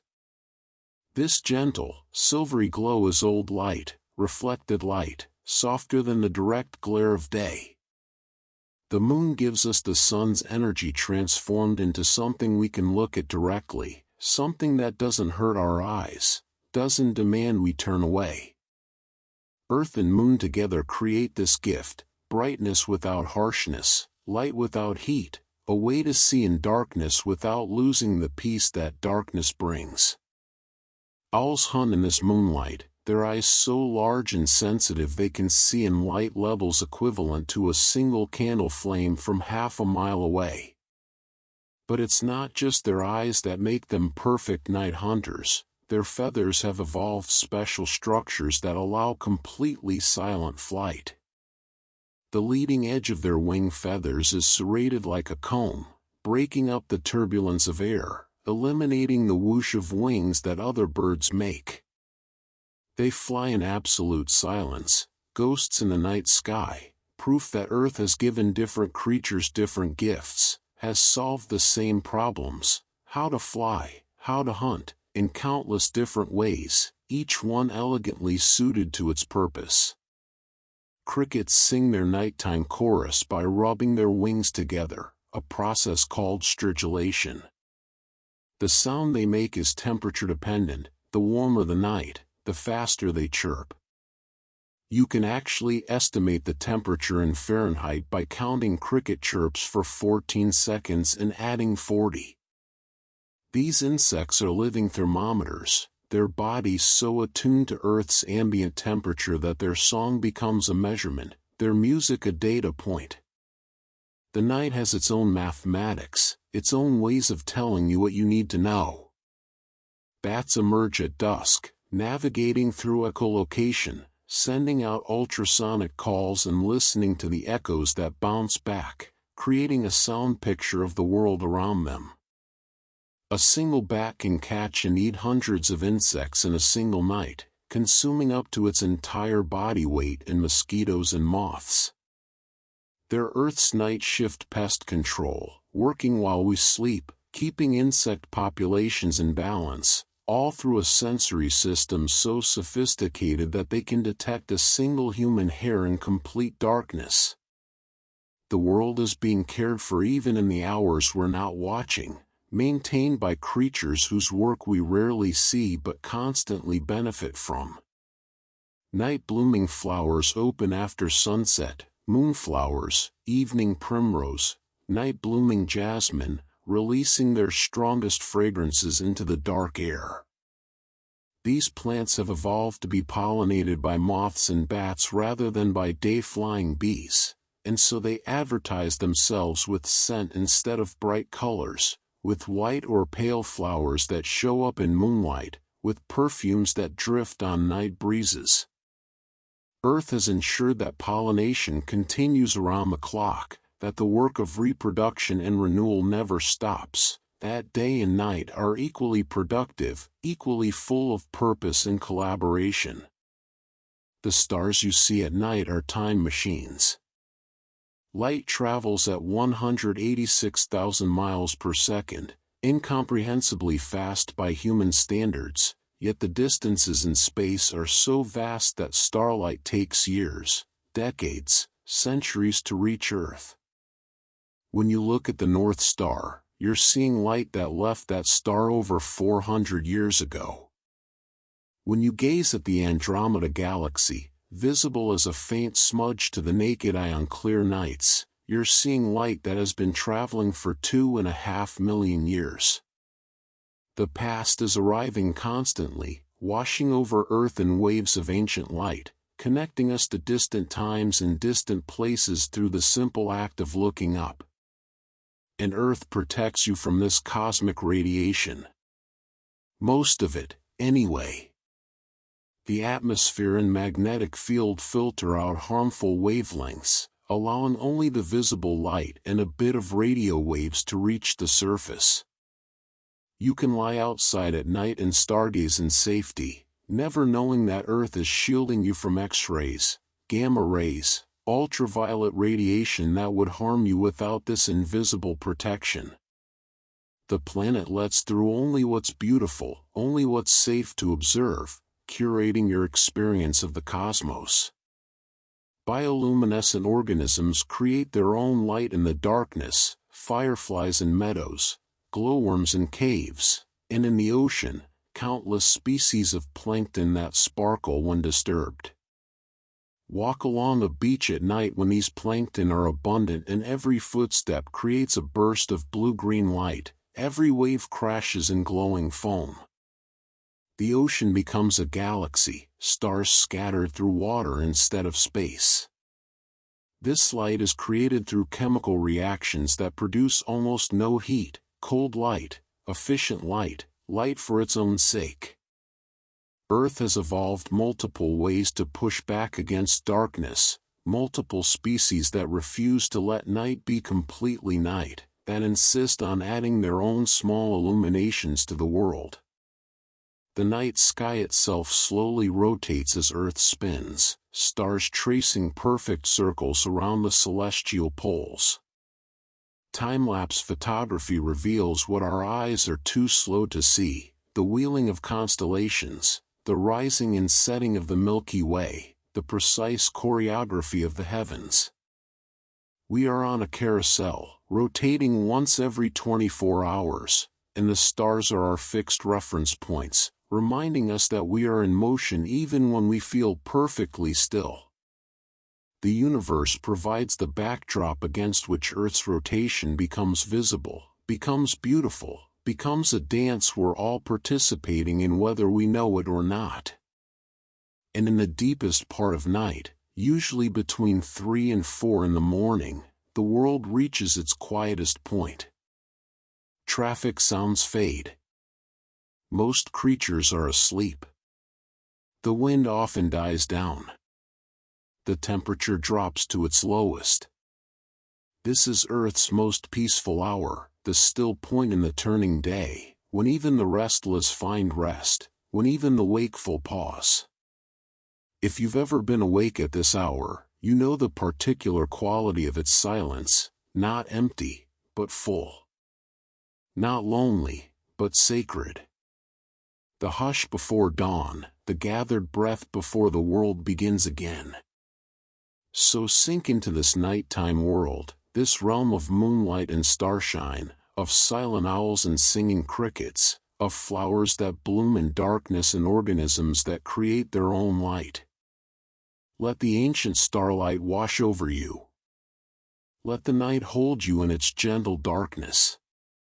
Earth has made the night soft for you, safe for you, filled it with quiet wonders. You can rest here. You are held by darkness that is not emptiness but presence, night that is not absence but a different kind of light. Let your mind wander now to the places where Earth keeps its slowest secrets, the deep time carved into canyons, the patient growth of stalactites, the ancient rhythms that measure themselves not in seconds or minutes, but in centuries and millennia. There are bristlecone pines in the White Mountains of California that were already ancient when the first pyramids were being built. One tree, nicknamed Methuselah, has been alive for over 4,800 years. It was a seedling when humans were just beginning to develop written language, when bronze was the newest technology, when the world's population was a tiny fraction of what it is today.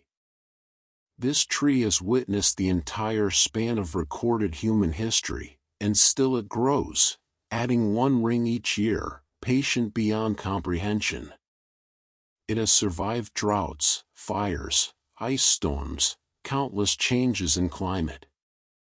It simply persists, endures, continues.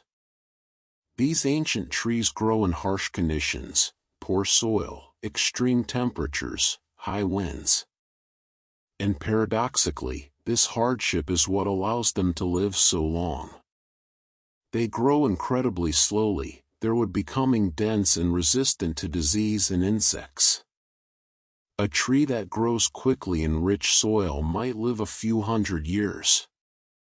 A tree that struggles, that takes its time, that refuses to hurry despite difficult conditions, that tree can live for 5,000 years. Earth teaches that slow growth is not failure, that difficulty can become the very thing that ensures longevity, that the gentle path is not always the lasting one. In caves around the world, formations grow at rates so slow they redefine patience. A stalactite might grow 1 cubic centimeter of calcite every 100 years. Some of the largest stalactites in the world are over 30 feet long and have been growing for more than 100,000 years. Imagine, a drop of water falls, leaves behind a microscopic layer of mineral, and repeats this process millions of times across millennia. No urgency. No awareness of time passing. Just the same simple action, repeated with infinite patience, building beauty one imperceptible layer at a time. The Grand Canyon reveals rock layers spanning nearly 2 billion years of Earth's history. The Colorado River has been carving through these layers for 5 to 6 million years, removing 4 cubic miles of rock in that time. That's less than 1 cubic mile per million years. Grain by grain, particle by particle, the river carries stone away, never stopping, never resting, and the result is one of the most breathtaking landscapes on Earth. The canyon is a monument to persistence, to the power of gentle forces applied consistently over unimaginable spans of time. Water, the softest substance, carving through solid rock, proving that given enough time, the gentle overcomes the hard. Tectonic plates move at about the same rate your fingernails grow, roughly 2 inches per year. The Atlantic Ocean is widening by this amount annually as the Americas drift away from Europe and Africa. In human terms, imperceptible. But over millions of years, this slow drift has completely rearranged the surface of the planet, closed ancient oceans, opened new ones, built mountain ranges, and will continue reshaping Earth for billions of years to come.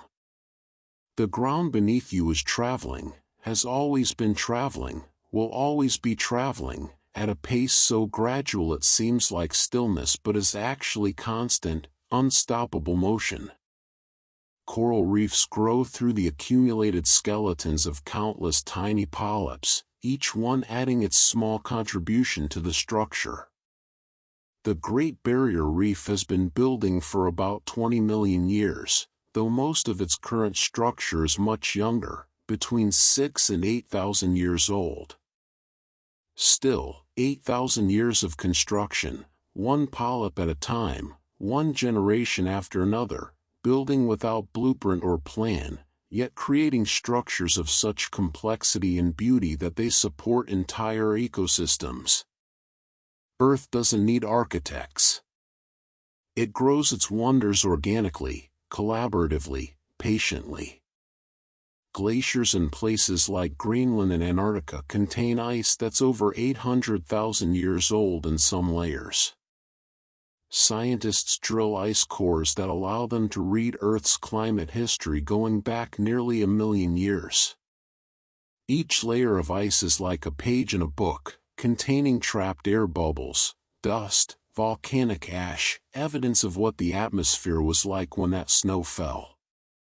Earth keeps perfect records, stores its memories in ice, preserves evidence of ages so distant that our minds struggle to comprehend the span.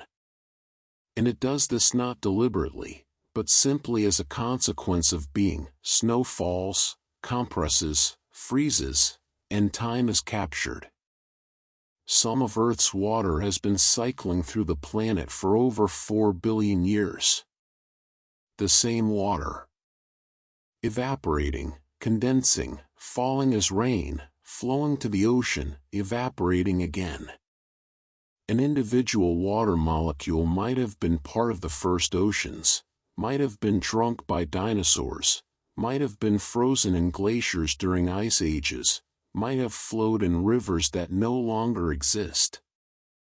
Water is ancient and ageless, endlessly recycled, never created nor destroyed, only transformed from ice to liquid to vapor and back again.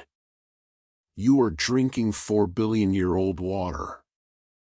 You are part of a cycle that predates multicellular life. The stars themselves live on timescales that make even Earth seem young. Our Sun is about 4.5 billion years old, roughly middle-aged for a star of its size. It will continue shining for another 5 billion years before beginning its transformation into a red giant. Other stars live for trillions of years, or burn bright and die young in mere millions. The universe measures time in units we can barely conceptualize, and yet here on Earth, in this tiny moment, you exist. A brief spark of consciousness in the vast night of deep time, aware and awake and able to contemplate these immensities. But you don't need to carry the weight of deep time. You can let it hold you instead. Let the ancient trees stand watch. Let the slow-growing caves continue their patient work. Let the drifting continents move without your effort. Let the cycling water remember for you.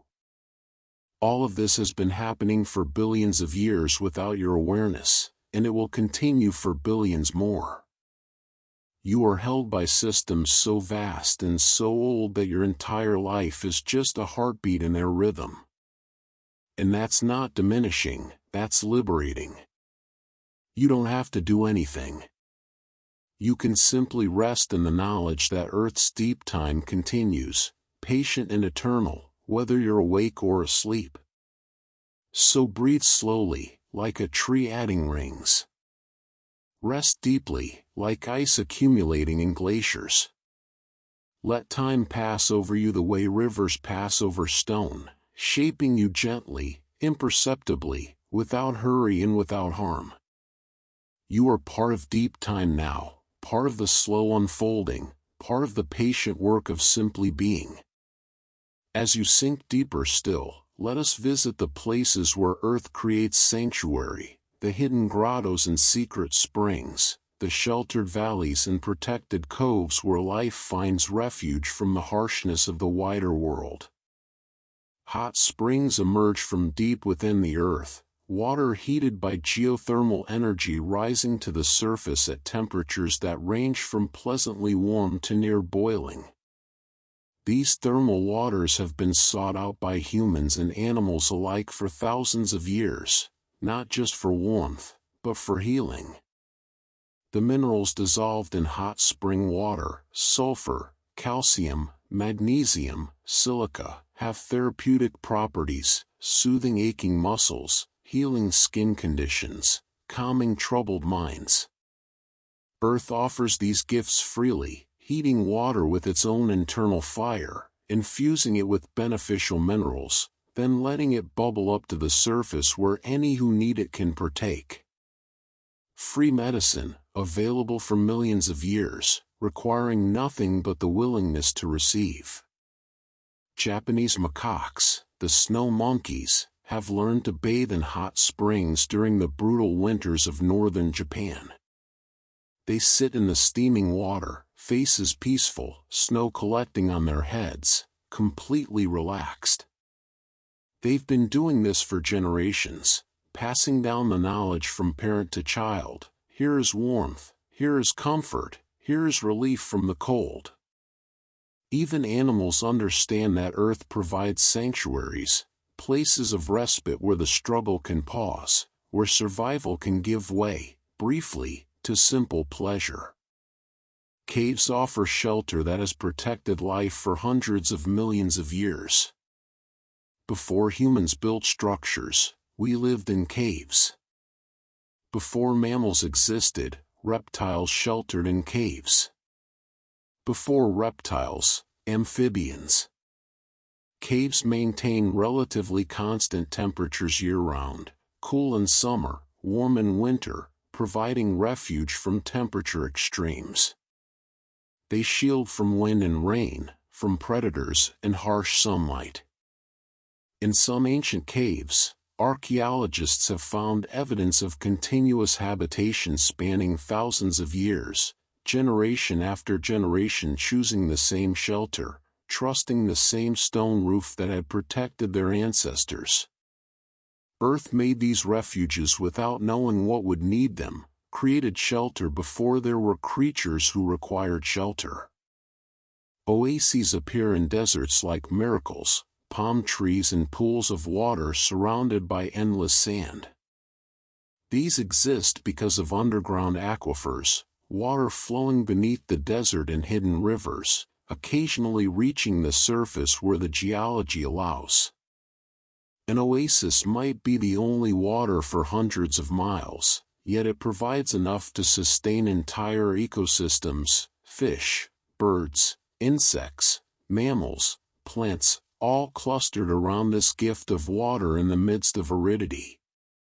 Travelers for millennia have navigated by oases, chains of life in the desert, proof that even in the harshest environments, Earth ensures that water finds a way through, that life can persist, that refuge exists. Tide pools form along rocky coastlines, small basins that retain seawater when the tide recedes. These temporary pools become entire ecosystems: anemones, crabs, starfish, small fish, seaweed, all living in a space no larger than a bathtub, protected from the open ocean's full force while waiting for the tide to return. The creatures in tide pools must be resilient, adaptable, able to handle dramatic temperature changes and varying salinity. And yet they thrive, creating intricate food webs and relationships in these small sanctuaries. Earth shows that you don't need vast space to create richness, that even the smallest protected areas can hold entire worlds. Tree hollows provide homes for countless species: owls, squirrels, raccoons, bees, bats. When a tree is injured or a branch breaks, fungi and bacteria begin to rot the interior wood, eventually creating a cavity. What seems like damage becomes habitat, a loss transformed into opportunity. Old-growth forests are filled with these hollows, and they're essential. Many species depend on them for nesting and shelter. Earth ensures that even decay is productive, that even damage serves a purpose, that what appears to be weakness can become shelter for others. River bends create quiet eddies where the current slows, where sediment settles, where fish can rest without fighting the flow. These calmer waters along the edges of faster currents become nurseries for young fish, feeding grounds for waterfowl, drinking spots for land animals. The same river that rushes powerfully in its center creates gentleness at its margins, offers fast and slow, turbulent and calm, all within the same body of water. Earth understands the need for variety, for options, for places where you can step out of the main current and catch your breath. Mountain valleys sheltered by surrounding peaks create microclimates, areas where conditions differ from the broader region. A valley might be protected from prevailing winds, might catch more rainfall, might stay warmer or cooler than adjacent areas. These sheltered valleys become refuges during climate change, places where species can survive when conditions elsewhere become inhospitable. They're Earth's insurance policy, diverse pockets of different conditions ensuring that somewhere, somehow, life finds appropriate habitat regardless of how the larger climate shifts. Even in the open ocean, kelp forests create sanctuary. These towering brown algae grow from the seafloor toward the surface, creating underwater forests that shelter fish, otters, seals, and countless invertebrates. The kelp sways with the surge of waves, bending rather than breaking, creating a gentle, filtered current within the forest while the ocean outside might be rough and turbulent. Light filters down in golden shafts. Fish navigate through fronds like birds through trees. It's peaceful here, protected, a refuge in the vastness of the sea. And sometimes, sanctuary is simply stillness. A sheltered cove where waves don't reach. A forest clearing where wind calms. A bend in the trail where you're hidden from view and can pause, breathe, collect yourself before continuing. Earth creates countless small refuges, places where the intensity decreases, where protection is offered, where rest becomes possible. These places have always existed. They exist right now, all over the planet, quiet havens waiting for whoever needs them. You are in such a place now. Not physically, perhaps, but mentally, emotionally, spiritually. You've found a sanctuary in sleep, a shelter from the demands of waking life. And Earth is holding this space for you, has been holding it since you were born, will hold it until your last breath. The planet offers refuge not just in physical places, but in rhythms, the rhythm of breath, of heartbeat, of day and night, of sleep and waking. You can rest here. You are protected. You are held. Let yourself drift now to the places where Earth whispers of renewal, the spring thaws and new growth, the cycles of death and rebirth, the eternal promise that after every ending comes a beginning. Seeds can wait for years, sometimes decades, before germinating. They lie dormant in the soil, protected by hard coats, waiting for the exact right conditions, the right temperature, the right moisture, the right amount of light. Some seeds require fire to germinate, their shells needing the heat of a wildfire to crack open and begin growing. What seems destructive, flames sweeping through a forest, is actually renewal, clearing away the old to make space for the new, triggering seeds that have been waiting underground for precisely this moment. Earth builds resurrection into destruction, ensures that endings are always also beginnings. After a forest fire, the first plants to return are often wildflowers, painting the blackened ground in brilliant colors within weeks. Fireweed, its name perfectly descriptive, blooms in vibrant purple across burned landscapes, preparing the soil for the trees that will eventually return. These pioneer species stabilize the soil, add nutrients, create shade that allows other plants to establish. They're Earth's healers, arriving quickly to care for wounded land, beginning the slow work of restoration without being asked, without expecting recognition, simply doing what they've evolved to do. Trees that fall in the forest become nurse logs, slowly decaying trunks that provide nutrients and a raised platform for new seedlings. In old-growth forests, you'll often see a row of young trees growing in a perfectly straight line, all emerging from a single fallen giant. The old tree feeds the young ones, giving back to the forest everything it took during its lifetime, becoming soil and nutrients and structure for the next generation. Death in the forest is never an ending, only a transformation, matter and energy cycling endlessly from one form to another. Salmon return to their birth streams to spawn, swimming upstream against powerful currents, leaping over waterfalls, traveling hundreds of miles back to the exact gravel beds where they hatched years before.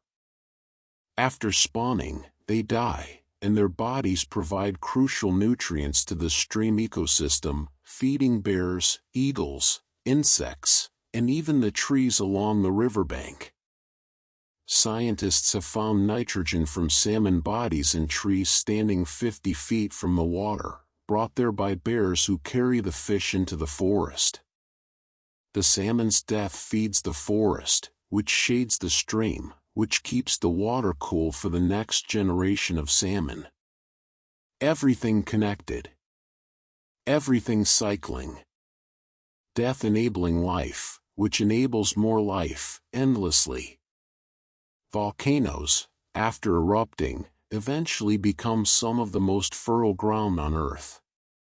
The ash and lava cool and weather, breaking down into mineral-rich soil.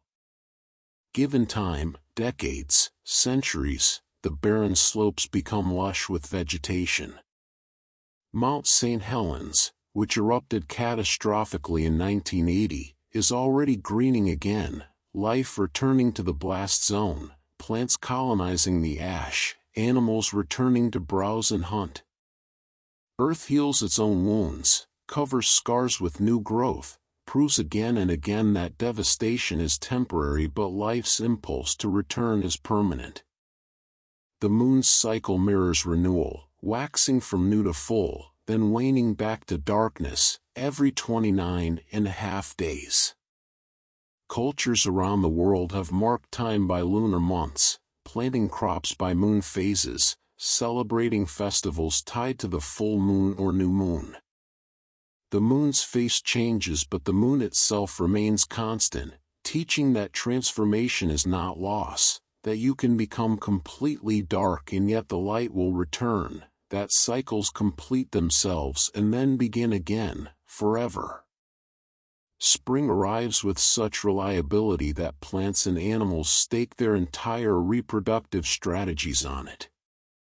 Buds form on precise schedules.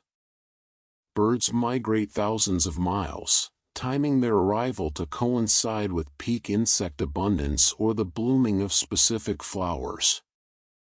This synchronization has been refined over millions of years, each species learning Earth's rhythms so thoroughly that they can predict, with near-perfect accuracy, when conditions will be right.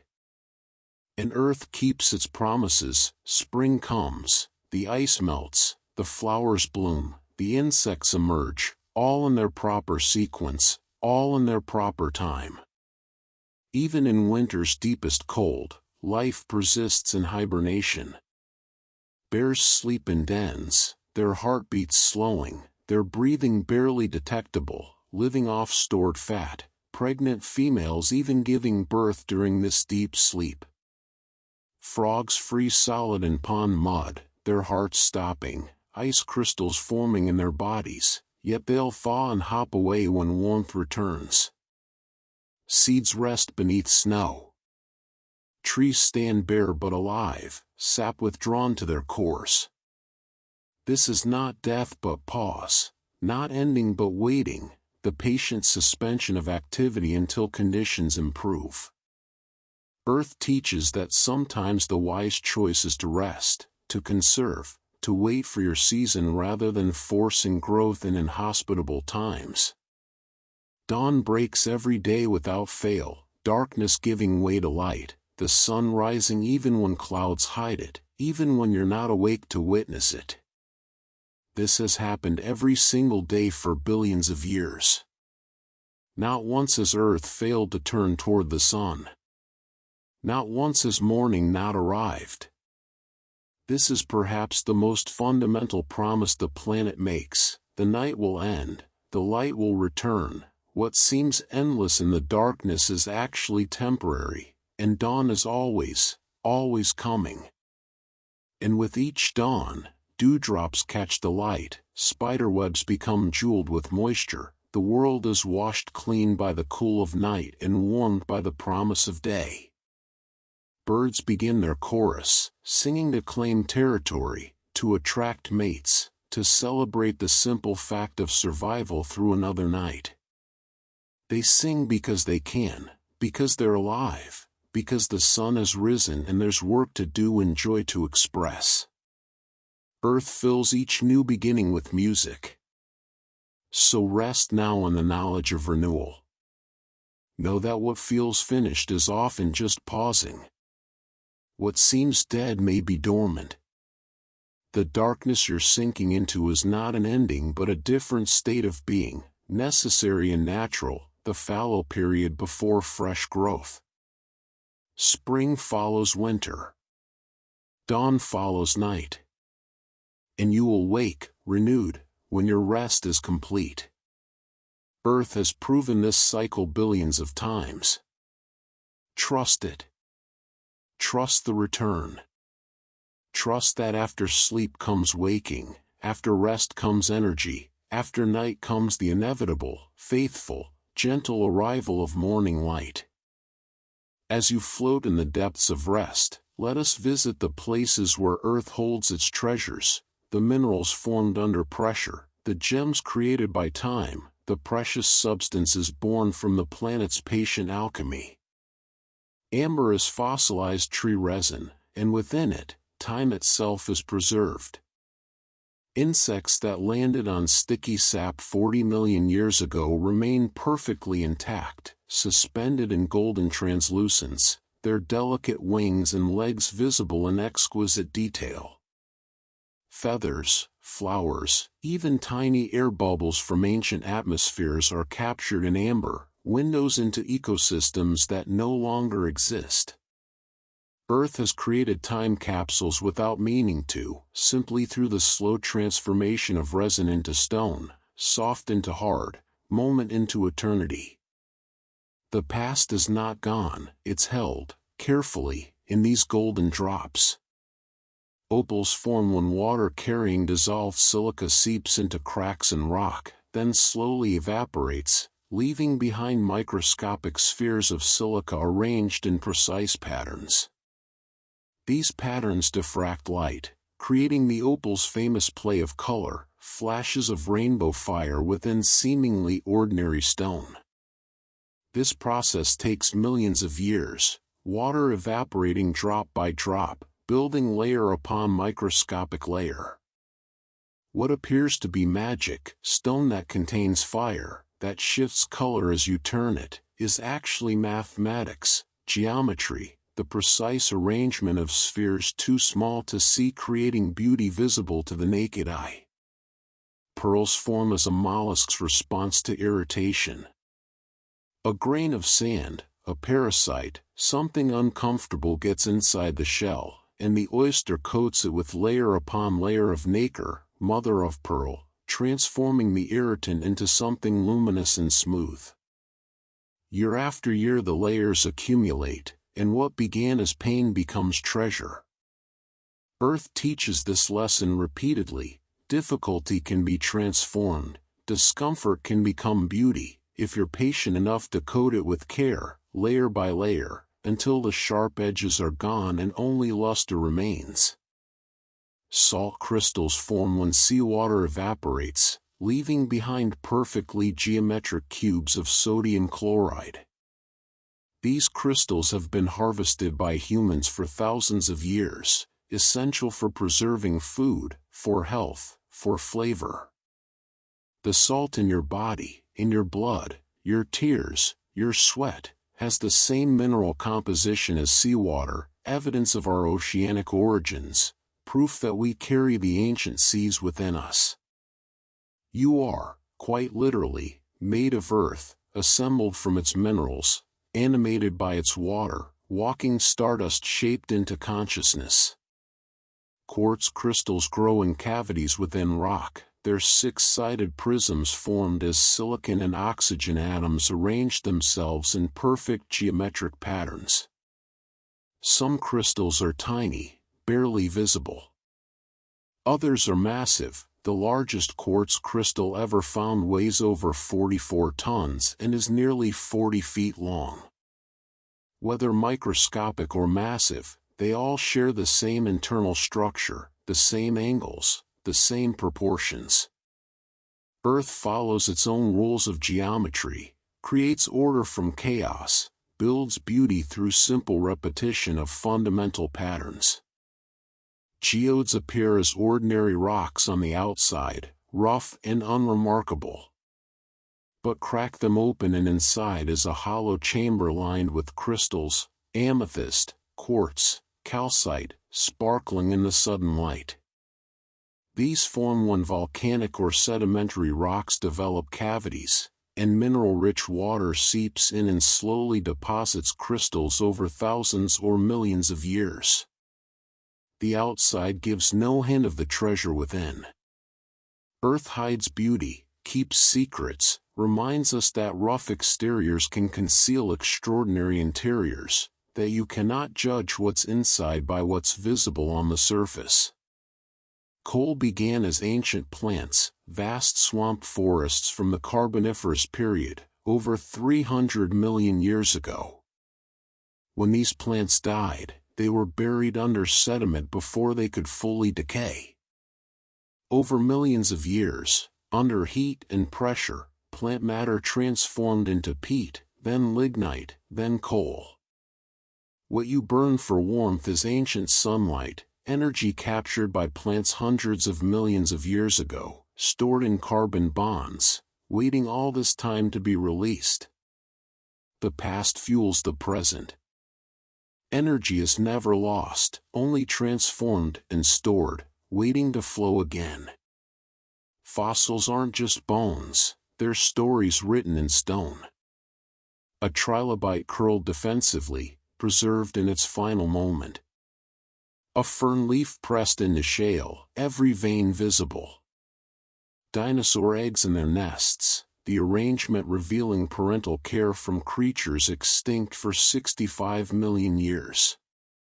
Each fossil is evidence that these beings existed, that they struggled and survived for a time, that they were as real as you are now, living their lives on this same planet, under this same sun. Earth remembers everything, keeps records of all who have lived here, ensures that nothing is truly forgotten. Even the most common stones have stories. River rocks, smooth and round, were once angular boulders that tumbled downstream for years, decades, centuries, each collision with other rocks wearing away sharp edges until only curves remain. The smoothness you feel when you pick up a river stone is time made tactile, erosion you can hold in your palm. Every surface that feels good to touch has been shaped by countless small interactions, rough made smooth through patient repetition. Gold forms in the incredible heat and pressure of Earth's mantle, then is carried upward by volcanic activity or hydrothermal fluids. It collects in quartz veins, in riverbeds where erosion has released it from rock. Humans have valued gold for thousands of years, but Earth created it without any regard for value, simply as a result of atomic processes, heavier elements sinking toward the core, lighter ones rising to the crust. What we prize as precious, Earth makes neutrally, without judgment about worth, creating all elements with equal indifference and equal care. These treasures, amber and opals, pearls and crystals, coal and fossils and gold, all of them form without purpose, without plan, simply as consequences of Earth's processes operating over time. There's something deeply peaceful in this. Beauty doesn't need intention. Treasure doesn't require a creator consciously deciding to make something valuable. The planet simply exists, processes unfold, time passes, and magnificence emerges as a natural result. You, too, are such an emergence, consciousness arising from matter, awareness blooming from elements, treasure created simply because conditions allowed it, because Earth provides the crucible where such transformations can occur. So rest like amber, holding time. Like pearls, transforming difficulty into luster. Like geodes, keeping your inner beauty protected until the right moment. Like fossils, leaving your impression on the world simply by being here. Let Earth's patient alchemy work on you as you sleep, smoothing rough edges, arranging your atoms in patterns of rest, creating treasure from the simple fact of your existence. Let your awareness drift now to the smallest scales, the invisible architects that shape our world, the microscopic processes that make life possible, the tiny miracles happening in every moment, everywhere, unnoticed and essential. Bacteria in the soil perform alchemy that plants cannot. They fix nitrogen from the air, converting it into forms that roots can absorb. Without these microscopic helpers, most plants couldn't grow, couldn't create the proteins they need to live. These bacteria ask nothing in return, simply exist and transform, changing the inert nitrogen in the atmosphere into the building blocks of life. In every handful of soil, billions of these tiny alchemists are working, have been working for billions of years, making the world green, making growth possible, invisible but absolutely essential. A single drop of seawater contains millions of viruses and bacteria, entire ecosystems too small to see. These microorganisms form the base of the ocean food chain, producing much of the Earth's oxygen through photosynthesis, recycling nutrients, breaking down organic matter. The ocean appears blue and empty, but it's actually teeming with life at scales we rarely consider. Every drop is a universe, every liter a crowded metropolis of organisms going about their ancient work of sustaining the biosphere. Mitochondria, the powerhouses of your cells, were once independent bacteria that entered into partnership with larger cells billions of years ago. They still have their own DNA, distinct from your nuclear DNA, passed down through the maternal line for countless generations. Every cell in your body contains dozens to thousands of these tiny engines, converting nutrients into energy, allowing you to think, move, breathe, live. You are not a single organism but a collaborative ecosystem, human cells hosting bacterial descendants in a partnership so old and so successful that neither can survive without the other. Pollen grains are microscopic, yet they accomplish journeys that dwarf their size. Carried by wind or insects, a single grain of pollen might travel miles before landing on the stigma of another flower, where it will germinate and send a tube down through the flower's style to fertilize an ovule. This is Earth operating at the smallest scales to accomplish the largest purposes, the continuation of plant species, the production of seeds, the feeding of future generations. Invisible to the eye, yet the mechanism by which forests perpetuate, crops reproduce, flowers bloom year after year. Snowflakes form around tiny particles, dust, pollen, even bacteria, that serve as nucleation sites for ice crystals. Water molecules arrange themselves in hexagonal patterns as they freeze, and the specific conditions each snowflake encounters as it falls, temperature, humidity, air currents, determine its final shape. This is why no two snowflakes are exactly alike. Each one takes a unique journey through unique conditions, creating a unique structure. Infinite variation from simple rules, beauty emerging from geometry and circumstance, Earth creating art one frozen crystal at a time. Lichens are partnerships between fungi and algae or cyanobacteria, two different organisms living as one, sharing nutrients and protection. The fungus provides structure and absorbs water, while the algae photosynthesize and provide food. Together they can survive in places neither could alone, on bare rock, in Arctic tundra, in scorching deserts. These partnerships are ancient. Lichens have existed for over 400 million years, pioneering new territory, breaking down rock into soil, preparing the way for other plants.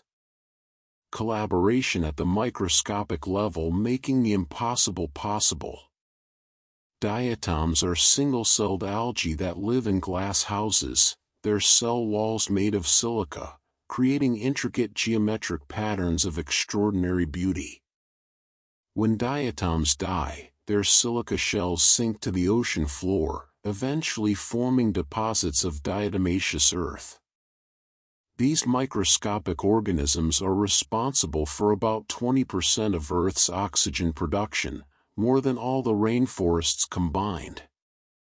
Something so small you need a microscope to see it, yet absolutely crucial to maintaining the atmosphere, to keeping the planet breathable, to sustaining all animal life. Your body is home to trillions of bacteria, in your gut, on your skin, in your mouth, outnumbering your own cells. This might sound unsettling, but these microorganisms are mostly beneficial, helping digest food, synthesizing vitamins, protecting against harmful pathogens, even influencing mood and behavior. You are never alone. You are a walking ecosystem, a mobile habitat for countless tiny lives, all of which contribute to your health and well-being. The boundary between you and not you is far more porous than it appears. Mycelium, the thread-like network of fungi, can stretch for miles beneath a single forest, connecting trees, transferring nutrients, sending chemical signals that warn of disease or pest attacks. Under a microscope, these fungal threads are delicate, almost gossamer, yet they form one of Earth's most sophisticated communication and transport networks. Information and resources flow through the mycelium like data through fiber optic cables, creating what scientists call the Wood Wide Web, invisible infrastructure that makes the forest function as a unified superorganism rather than a collection of individuals. Even the air you breathe is shaped by microscopic life. Phytoplankton in the ocean, bacteria in soil, the chloroplasts within plant cells, all of these are constantly producing oxygen, have been doing so for billions of years, transforming Earth's atmosphere from poisonous to breathable. Every breath you take is a gift from microscopic organisms, past and present, their collective respiration creating the air that sustains you. You are breathing the exhalation of algae and plants, sharing the atmosphere they've created, participating in an exchange as old as complex life itself. So as you rest, consider the invisible work happening all around you and within you. Bacteria fixing nitrogen. Mitochondria generating energy. Fungi connecting roots. Diatoms producing oxygen. None of this requires your attention, your effort, your awareness. It simply happens, has always happened, will continue happening long after you're gone. You are held by systems operating at scales too small to see, supported by organisms too tiny to notice, sustained by processes you'll never directly observe but which make your every breath, your every heartbeat, your every thought possible. Let this knowledge bring peace. You don't have to manage the microscopic. You don't have to orchestrate the invisible. Earth does this for you, has been doing this for you since before you were born, through countless ancestors, back to the very origin of life. The small things are taken care of. The invisible work continues. You can rest. You can trust. The foundations are sound. As you settle into the deepest layers of rest, let us return to where we began, to the gentle pull of gravity, to the spinning of Earth, to the simple fact of home. Let us gather all these threads together and weave them into one final understanding. You are lying on a planet that is 4.5 billion years old. Every atom in your body was forged in the heart of a dying star, scattered into space, eventually gathering into the cloud of dust and gas that became our solar system. You are made of stardust, not metaphorically, but literally. The calcium in your bones, the iron in your blood, the carbon in your cells, all of it was created in stellar furnaces billions of years ago, then given to Earth, which gave it to you. You are the universe becoming aware of itself, matter organized in such a way that it can wonder, can feel, can rest and dream. Earth is your home in the most profound sense. Not just the place where you live, but the source of everything you are. The oxygen you breathe was made by plants and plankton. The water you drink has cycled through clouds and rivers and oceans for eons. The food you eat grew from soil built over millennia. Your body maintains the same salt concentration as the ancient seas from which your ancestors crawled. You are not separate from Earth, you are Earth, temporarily organized into a form that walks and thinks and sleeps, destined eventually to return to the soil and become part of other forms, other lives, the eternal cycling of matter and energy that is the planet's deepest nature. This ball of rock and water and air, spinning through the void at incomprehensible speeds, has created conditions so precisely balanced that life can exist. The distance from the sun, neither too close nor too far. The size of the planet, large enough to hold atmosphere, small enough not to crush it. The presence of the moon, stabilizing the tilt, creating tides, slowing rotation to a comfortable rhythm. The magnetic field, the plate tectonics, the water cycle, the carbon cycle, thousands of interrelated systems, all functioning in harmony, all maintaining the narrow range of conditions that allow you to exist. And you do exist. Against odds so astronomical they're almost incomprehensible, you are here. The specific egg and sperm that created you, meeting at exactly the right moment. Your ancestors surviving predators, diseases, famines, wars, natural disasters, all of them living long enough to reproduce, creating an unbroken chain stretching back billions of years to the first self-replicating molecules. You are the latest expression of life's relentless determination to continue, to adapt, to persist against all obstacles. But you don't have to do anything with this knowledge except rest in it. You don't have to be worthy of the miracle. You don't have to earn your place on this planet. You are here because Earth made a space for you, because the universe arranged its atoms in a particular pattern and that pattern is you, and that's enough. Your existence is not a problem to be solved but a gift to be accepted, a brief flowering of consciousness that asks nothing of you except that you experience it. Right now, as you rest, Earth continues its work. The tectonic plates drift. The water cycles. The plants photosynthesize. The winds blow. The rivers flow. The moon pulls at the tides. None of this requires your participation.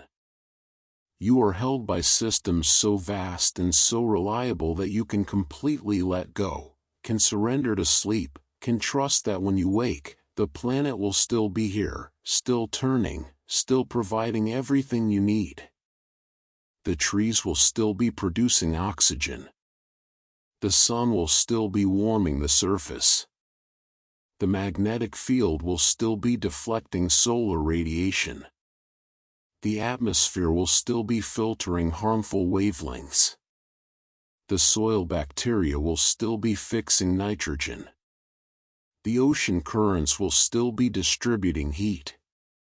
All of Earth's countless processes will continue their ancient work, indifferent to whether you're awake or asleep, conscious or unconscious, watching or not watching. This is the deepest permission to rest. You are not needed to keep the world turning. Your vigilance is not required. Your worry changes nothing. The planet has been managing itself for billions of years and will continue to do so. You can sleep. You can let go. You can trust in the competence of a world that has sustained life through ice ages and asteroid impacts, through continental shifts and climate changes, through extinctions and emergences, always finding a way, always continuing, always persisting. And when you wake, Earth will greet you with the same gifts it has offered every morning since life began. Light from the sun, 8 minutes old. Air to breathe, created by ancient algae in modern forests. Water to drink, cycled through clouds and rivers. Food grown in soil built over millennia. The pull of gravity, holding you gently to the surface. The rotation of the planet, bringing you from darkness into light once more. You are held. You are home. You are part of something so much larger than yourself that your individual concerns dissolve into perspective. Not meaningless, never meaningless, but held within a context of such vastness that you can afford to stop carrying the weight for a while. Let Earth carry it. Let the planet hold you. Let billions of years of patient existence cradle your brief moment of consciousness. Rest now, stardust. Rest, child of Earth. Rest, temporary arrangement of ancient atoms. The universe is breathing through you, and even breath needs its pause, its moment of stillness between inhale and exhale. This is your pause. This is your stillness. This is your moment to simply be, without striving, without purpose, without anything required of you except the gentle surrender to sleep. The earth turns beneath you. The stars will overhead. The tides rise and fall. And you can finally rest. Held by gravity, sheltered by atmosphere, warmed by the sun, part of everything, separate from nothing, home at last and the only home you've ever truly had, this ancient, patient, generous planet that asks nothing and gives everything, that has been waiting 4.5 billion years to hold you, exactly as you are, in this exact moment, perfectly safe, perfectly welcome, perfectly home. Sleep now. Earth will keep watch. Sleep deeply. The morning will come. Sleep peacefully. You are exactly where you belong.